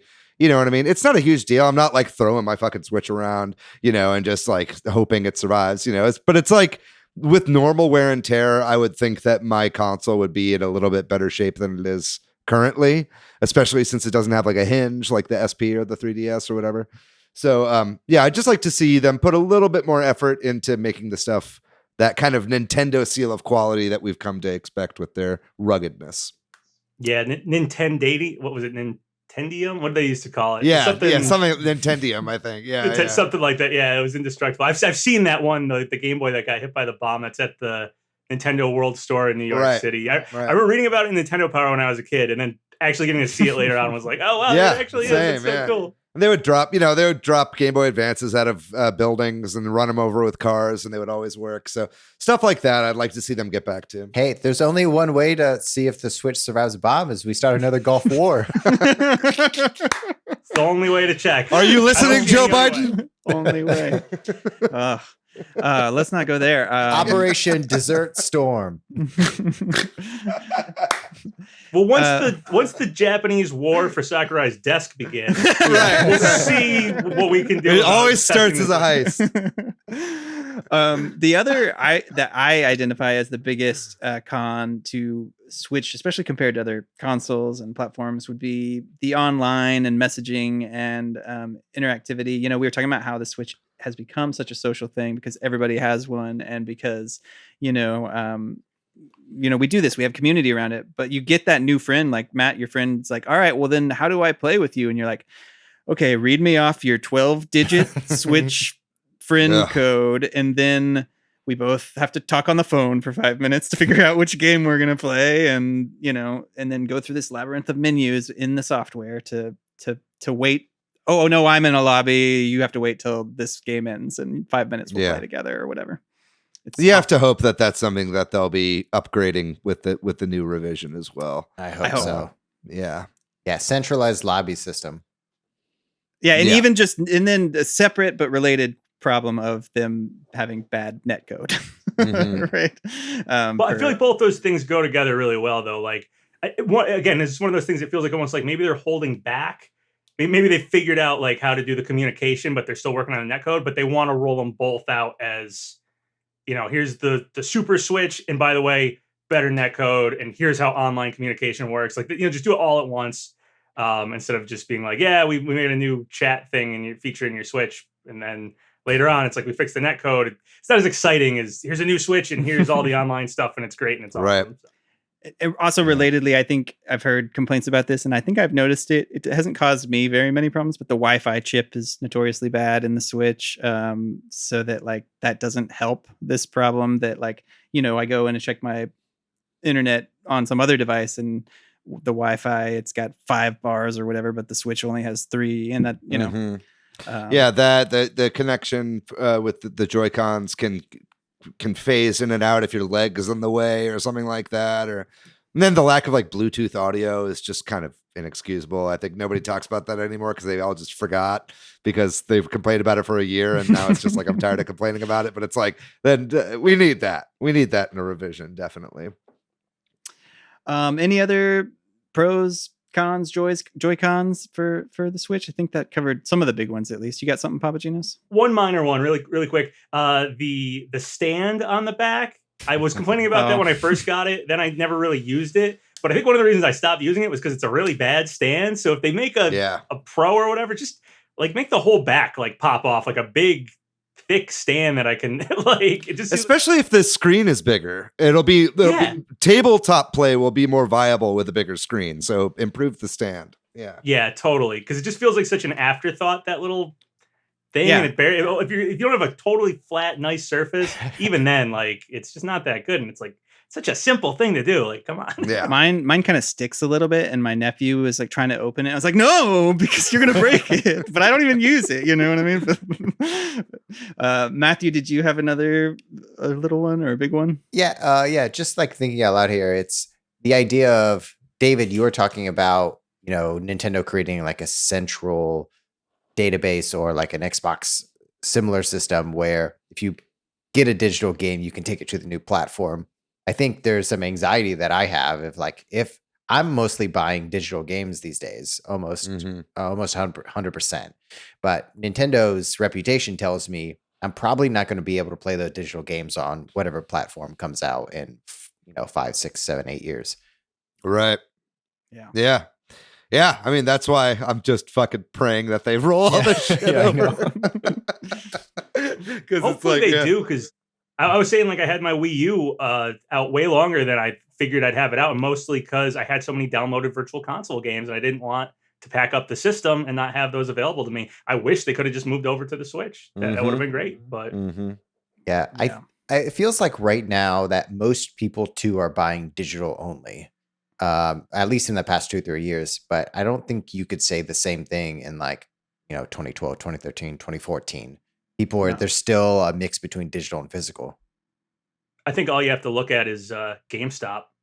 Honestly, GameStop was, I mean, maybe not with the stock thing and everything, but GameStop in 2012, 13, yeah, totally booming business. GameStop in 2021 seems like it might go away soon. So that just indicates that people aren't buying physical as much just on that alone. So I'm sure Nintendo is aware of that. Hopefully they actually do something about it, but give us some sort of online that will continue moving forward. We can move all our stuff going forward. Yeah, I really hope so. Well, every year when we do the show, one of the things I like for us to talk about, and I don't know if y'all agree, but I think it's kind of fun, is to talk about the projected legacy of the Switch.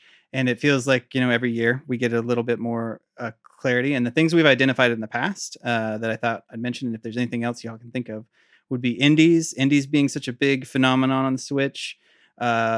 Remasters, ports, remakes, old games are new again. The hybrid handheld stuff, we already kind of covered that, but that's a big one. And then also I don't know if this one is relevant anymore. I'd be curious what y'all think. Sort of the best in IP idea that we had Breath of the Wild, we had Mario Odyssey, we have Smash Ultimate. These sort of, obviously it's a subjective opinion, but these games that are one of, if not the best in their series. I don't know if it still feels that way, or if anything has changed on any of those points, or if there's anything else we could say is the legacy of the Switch. I think it's all pretty much the same. I think the Switch, really into its second or third year, or really, I mean, you could argue with the best in the series right at the fucking launch with Breath of the Wild, had great software, really, was a great home for indies and all this kind of stuff. I would say that all of this is consistent going forward with what the Switch will be remembered for.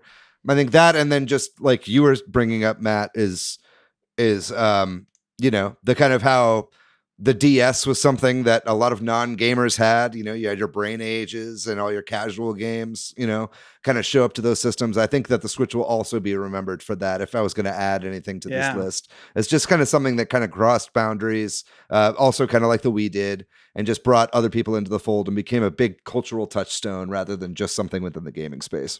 I agree with that. I think maybe the one thing I would add to really great indies, a lot of Wii U games being pushed over, so ports that, it's great because it got people to actually play those games that otherwise maybe would have gotten kind of lost in the shuffle.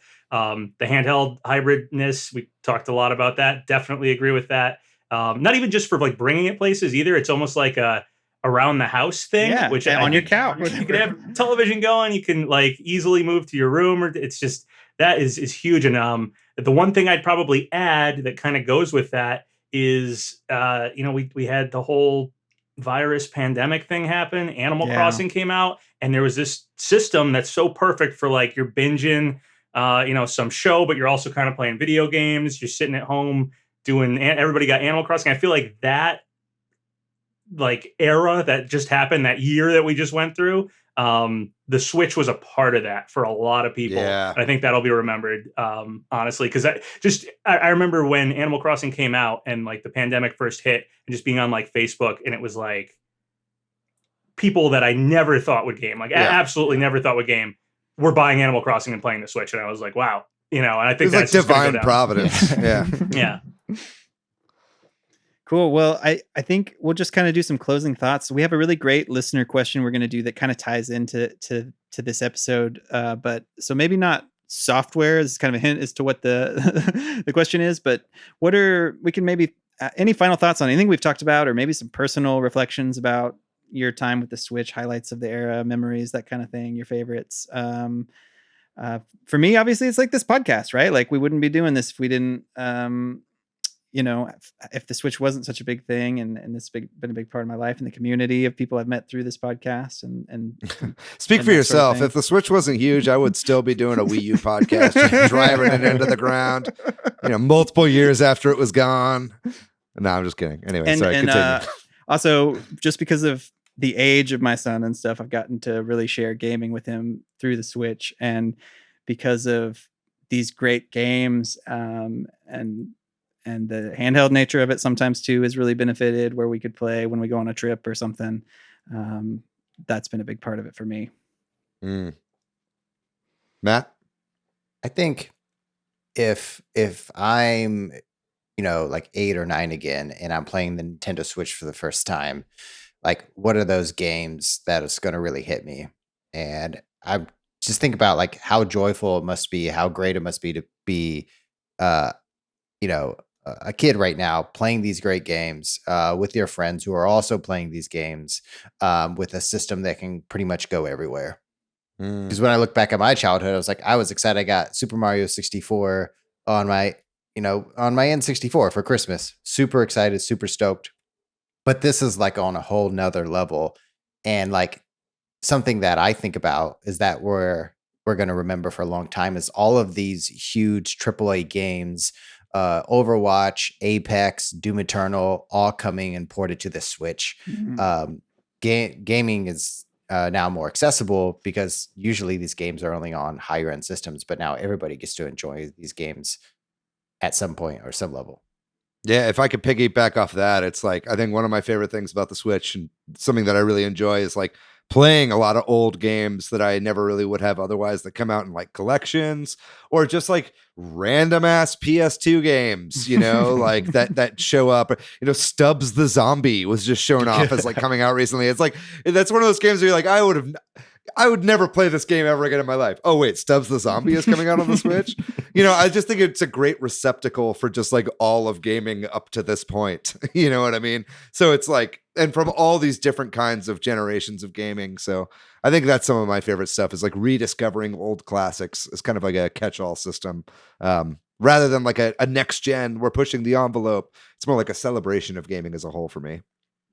Nice. Yeah, I definitely see that. I mean, there's so many games that I probably would never buy if I knew I had to sit down at my television, put the game in, sit down on the couch, play the game. Whereas if it's for the Switch, I'll go, yeah, you know what? I feel like I would play that. I'll find the time to mess around and play that game. So I've probably pulled the trigger on a lot of games that otherwise I wouldn't have because of what the Switch is.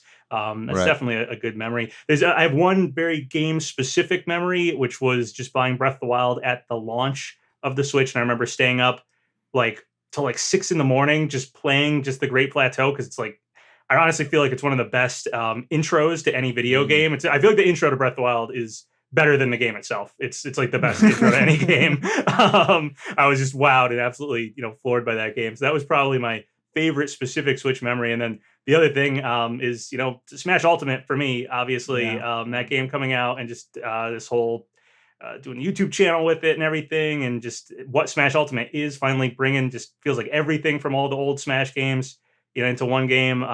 It's pretty incredible. So I feel like those things probably stand above everything else. Being able to walk around anywhere and play games, making me buy and play more games on it. Smash Ultimate just being this amazing Smash game. And that the first time playing Breath of the Wild, really like my very first time with the Switch and stuff, having a really great game to hook me right into the system right off the bat. I think those three things are my three big memories of the Switch at this point.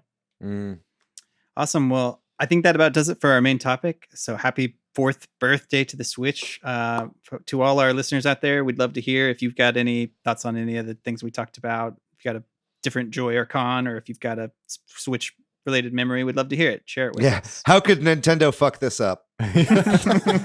Share your thoughts in the comments. We touched on a couple of them. And then with that, we'll move on to our listener question segment. This week's listener question that we're taking is perfect for this episode. It comes from Lee Housen, who asks, what 3 Switch games will go down as all-time classics?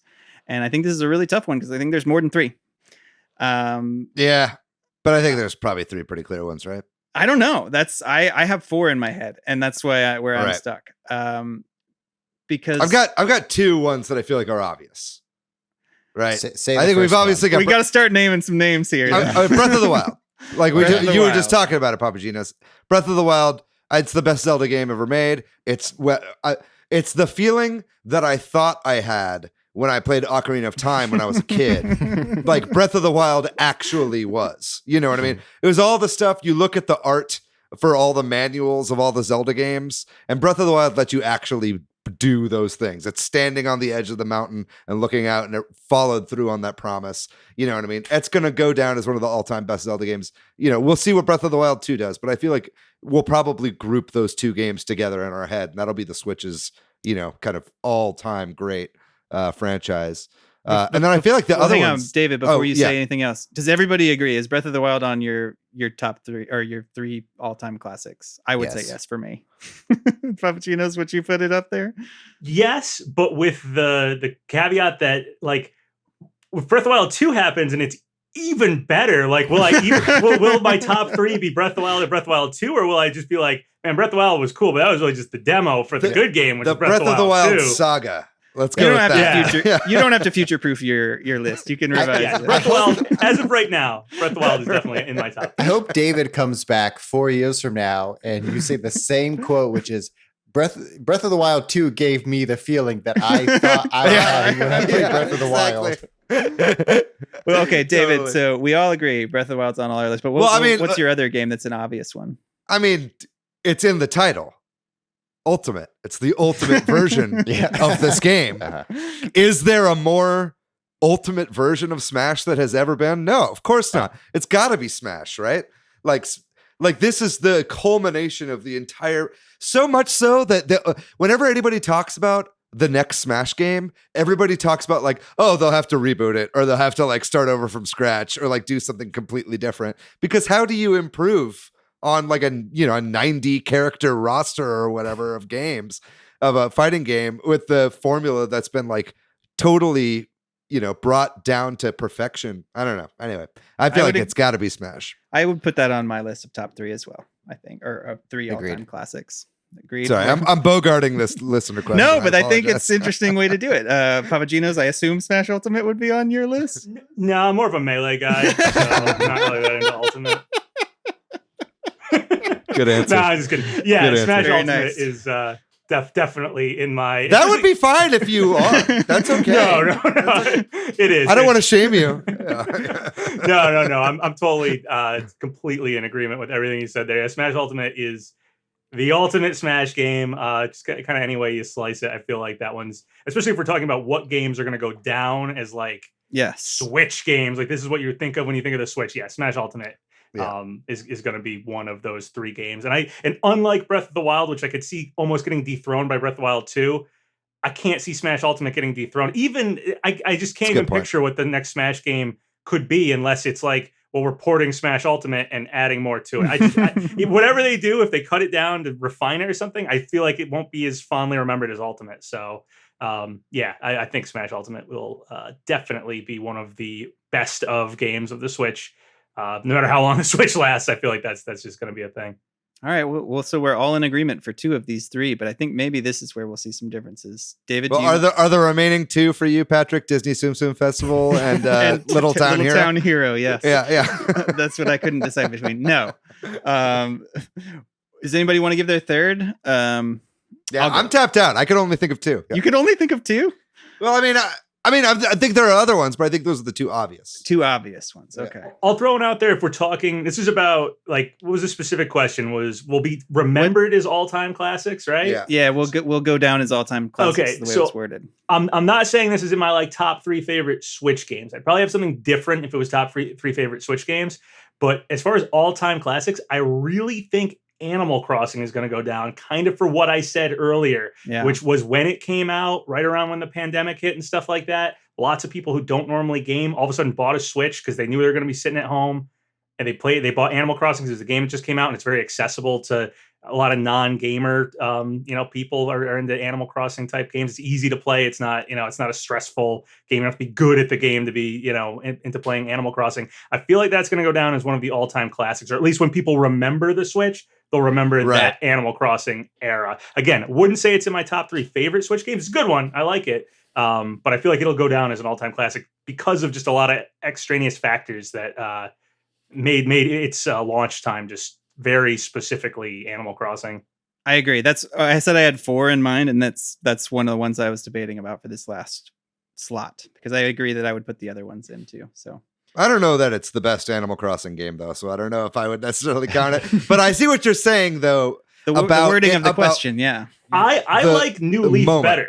I like New Leaf better, but yeah, again, it's about the specific question. I think it's a good Animal Crossing game, but yeah, I like New Leaf better, and I just think that all that stuff that just I'll never be able to separate Animal Crossing from the time it was released. You know what I mean? Right. Like those are always linked in my mind. Yeah. Or the sales that it got, or the people that I think it brought into the Switch. So many people are going. There's going to be a group of people who owned a Switch, and the reason they owned the Switch was because Animal Crossing came out, and that whole thing happened and everything, and they bought a Switch during that. So I think those people are always going to remember it, and therefore it's going to be among the 3 all-time classics, if that is a good answer. Matthew, is Animal Crossing your third, or you got a different one? I do have a different one. Yeah, I was looking at classics in a different measurement, which is a way to like, if people haven't played this game, what game is out now will they try to replay or play for the first time, 15, 20, 25 years from now? Or, someone who's not alive right now,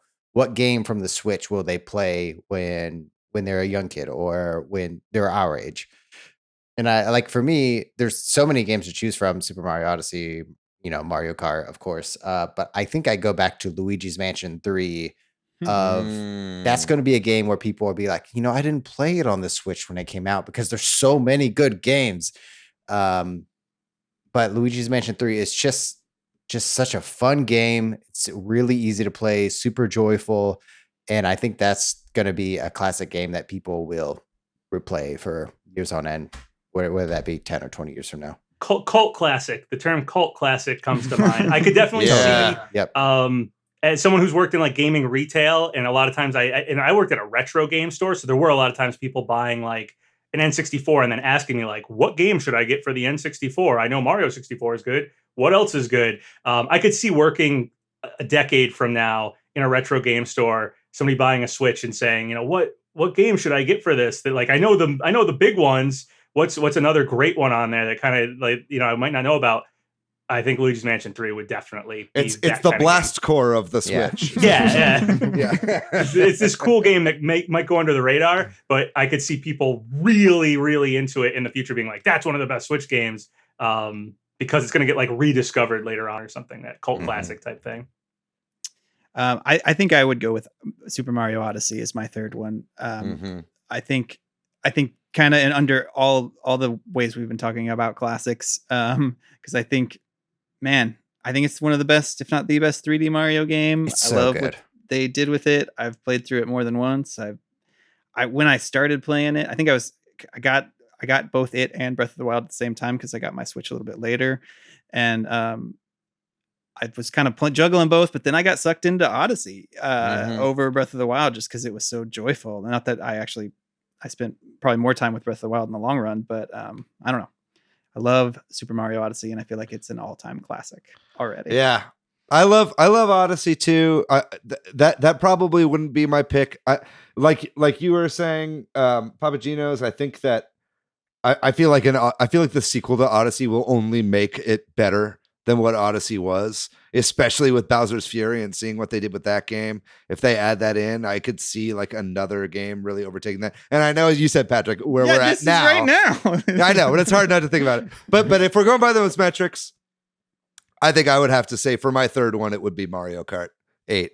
I know that's a Wii U game technically, but like everything that they added into the game, like when we're talking about like how Smash Ultimate is the ultimate version of the game, I feel like Mario Kart 8 Deluxe is far and away the best Mario Kart ever made. I think they haven't even like added that much to it. Like there aren't any new levels that they added past the DLC levels for the Wii U, but still I've got hundreds and hundreds of hours in it, and I can play the online of Mario Kart 8 endlessly. And my brother and sister have, like they both have like 500 hours in Mario Kart 8 Deluxe. And that's something that we play a lot together as a family, is Mario Kart. And so like for me personally, I don't know anyone that I wouldn't recommend Mario Kart 8 Deluxe to, you know what I mean? So as far as I'm concerned, I mean, it's pretty obvious, but it's, Breath of the Wild, Smash, and Mario Kart. I mean, if anyone was ever like, what are the games I should get for the Switch? You have to start with those three, I think, personally. But obviously, we've got a little bit of debate here going on as to what the This third one good. is. It's better that we have 4 different choices. Yeah. Hey, Lee, maybe next time you ask this question, ask what the top 5 are. Okay. No, that's a good limitation, though. But thank you, Lee, for sending us that question. Listeners, send us your questions, and we will answer them. And we'll move on to our final segment of the games we've been playing recently. I will go first because I am talking. So you've never given a reason as to why you go first. Yeah, I always go first. That's why. That's my reason I'm going first. Let me think about this for a minute. I have been playing some Animal Crossing New Horizons with my son because he has become really into the Mario items that they added, and we are dressed up in my family. My character is Luigi. My wife's character is Princess Peach, and my son is dressed up as Mario. When he's put like at least 10 pipes on our island, and he's gotten really into the game again. He really likes RNG, I guess. Yeah, it's kind of like at some point we should stop putting pipes because you just there's too many, and you never know where you're gonna go. I've also been playing a lot more of the Phoenix Wright Ace Attorney trilogy. I've been kind of chipping away at that, but I'm very close to beating the second one in that series. Now I can't remember what the specific name of that is. And I think that's mostly it. Like we talked about, I played some Ultimate with Ant Keeps Gaming and probably played a little bit of some other things, but those are the 2 things I've mostly been doing. Matt, what about you, man? What you been playing? I've been playing 2 main things. You probably heard of one of them, which I'm going to get to a little bit later. But one thing I've been tinkering with, I said last week I bought a Sin-Din light gun. So I've been playing some light gun games on my arcade. So I've been re-experiencing like Area 51 and Maximum Force. Cool. I played halfway through Revolution X. If you ever heard of Revolution X, is with Aerosmith, where you use music as the weapon. Yeah, it's great. The technology in this light gun is just insane. It uses like a 420p camera that reads the screen and reads the borders, and it works like a mouse. It's similar to a Wii U, but higher tech, and it's got recoil in it. Really? So I can't play it too long because it hurts my hand. Dude, that's a fucking cool toy, man. Yeah. That's an adult ass toy right there. It's really fucking nerdy. And I'm happy with it because I bought it off Kickstarter like 2.5 years ago. Oh. And it finally landed. So it's been fun to tinker with. Awesome. But more importantly, Fire Emblem 3 Houses. We did it, y'all. The podcast has been trying to bully Matt into playing this game. This is a sign, evidence number 1, that bullying works. It does. And listen, Switch Headz community, all you had to tell me was there's an anime intro. Bruh, dude, we've been telling everyone has told you anything you need to know about this game for years. Okay, yeah, this is your fault. Yeah. You haven't played this game yet. Don't push this on the community. Yeah, that's true. I'm in peak anime boy mode right now, and I watched this anime intro. I'm like, oh my god, this is exactly what I need right now. So I chose the Edelgard. What, Patrick? Black Eagles, right? Yeah, I chose the Black Eagles. It's the best route. It's good. I like it. All right. I can't believe it's been years of build up to you finally playing this game, and you're like, yeah, it's good. It's good. It's good. It is good. Is it an all-time classic? I don't know. You have to stay tuned next week. Yeah. I think a lot of people in the FE spoilers channel on our Discord would definitely say it's an all-time classic. I think our community is Fire Emblem heavy. Yeah. Yeah. Shout out to FE spoilers. FE spoilers is the beating heart of the Switch Headz community.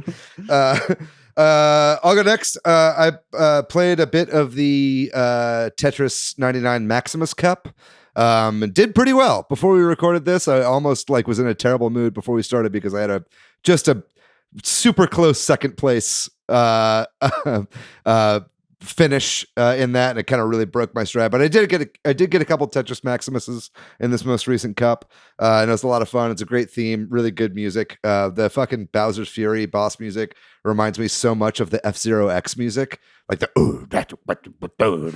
like the weird like vocals in the background really remind me of F-Zero X, and I love that game. So great theme. I'll be playing a lot more of that. Played a little bit of Tetris Tetris Effect Connected as well on the Xbox, because I was in this like Tetris mood and I wanted to play some one-on-one Tetris. And man, I'm slapping at that game too. Tetris 99 makes you really good at normal competitive Tetris. I'll tell you that. And then the one new game I've been playing, I actually, for some reason, I was watching a YouTube video and someone was talking about Dr. Kawashima's brain training for the Switch, like the Brain Age that never released here in the US. And I was like, man, that game never did release here in the US. And I realized I was like, man, I was like waiting for this game to release here to pick it up. And I was like, I don't think it's ever going to actually come out here. So I just went on a website that like sells European like Switch like keys and bought a European key for Dr. Kawashima's brain training and redeemed it on a European account that I have on my Switch. So I've been playing that recently. And I mean, it's great. It's Brain Age, but on the Switch. And I loved Brain Age on the DS. So it's really nice to have it on here. I've been doing some Sudoku. I've been reading out loud, which is, they can't really like, there's nothing to that. You're just reading out loud. But I've been doing some other stuff. I got to tell you, I feel smarter 20 years younger in the brain department than when I started. I started and it told me I had a brain age of 79. So I'm trying to get that down to 20. So we'll see how that goes. Making my way downtown. But yeah, I recommend it. I kind of get why it's not here in the US, because they are like, this is going to make your brain bigger. And yeah, it's like, and there's like clearly there's no science behind that whatsoever. Yeah, and that one company got in trouble for saying that, right? Yeah, exactly. Lumosity or whatever. Yeah, I think so. Yeah. So I get why it's not released, but fortunately the Switch is region free and you can buy any of these games from any region as long as you have the key for it. So that's what I've been playing. PapaGenos, what have you been playing recently? Yeah, sure. Just on that note, I'm surprised to hear that, because I don't think I've heard of a single like non-North American Switch game. I wasn't even aware that there were any. Yeah. That's pretty interesting. Yeah, I didn't know about Yeah. that. But it makes sense with your brain's gonna get bigger. Hey, there it is. Yeah, there he is. Dr. Kawashima himself. Yeah. Yeah, there's a lot of speculation that's why that hasn't come out here. And now, hearing you say that, David, that they say that a lot in the game makes sense. Yeah.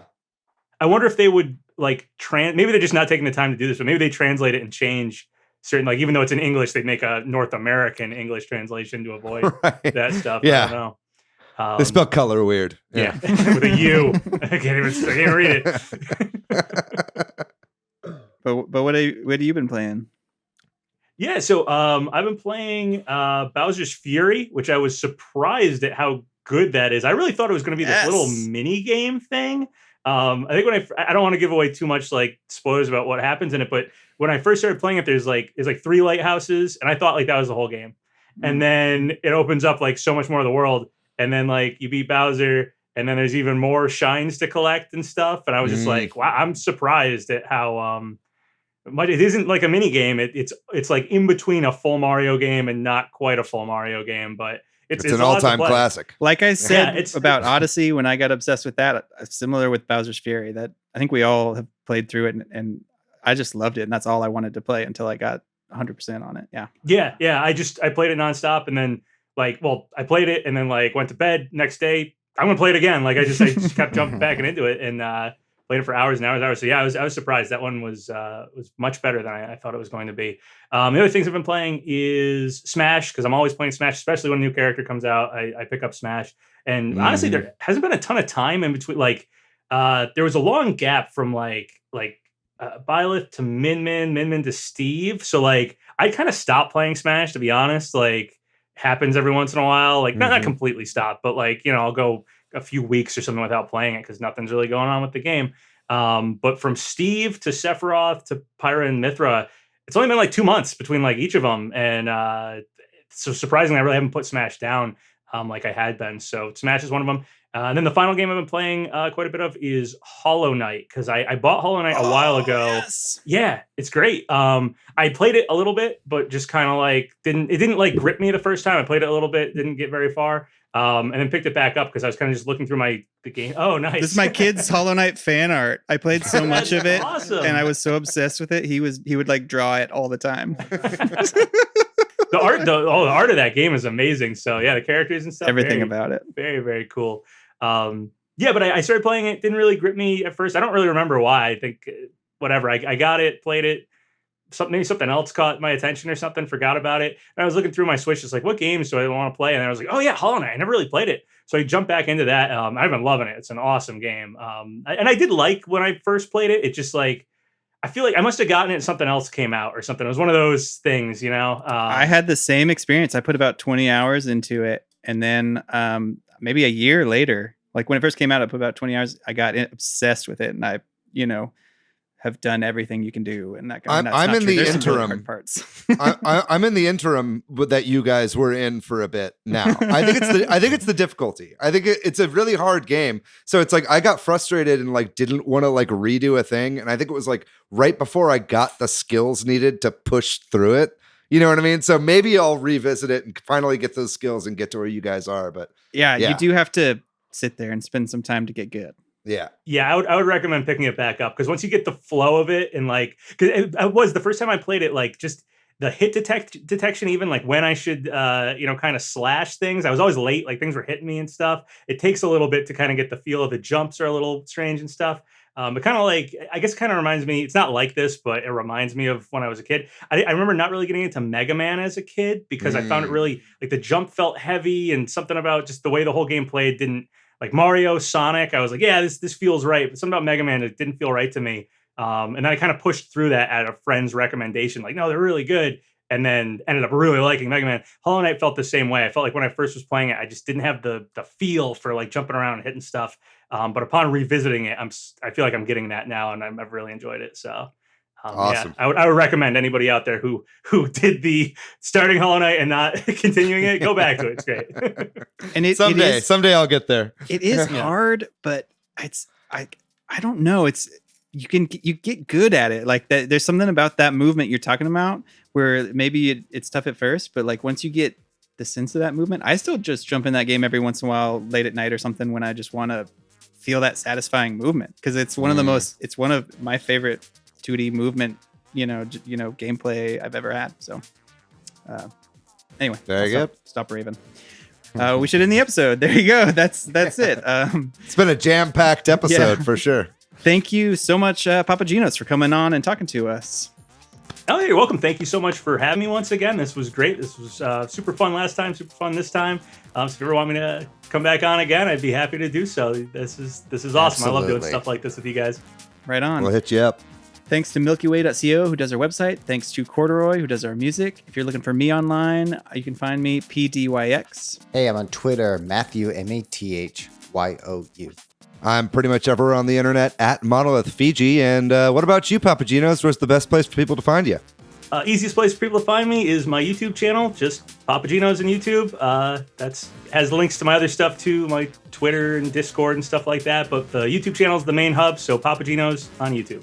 And we didn't pump you up as much this time, but yeah, everybody, if you're into Smash Ultimate leaks and want to know that you do the best videos about it, it's comprehensive. Thank you. Well done. Everybody should check that out if that even interests you at all.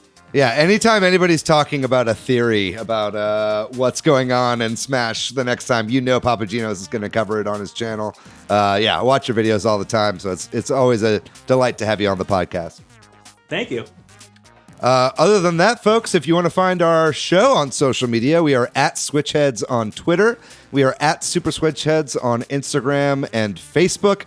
And then, as always, you've got our website, switchheadz.com, and our Facebook group and Discord as well. Make sure you join both of those. If you want to talk to other people in the community, both of those have turned into pretty robust communities, and we'd love to have you involved in those. Even if you're just a Fairweather fan, we'd love to have you in. I'm sure you'll find something to talk about with some folks that like the same shit that you do.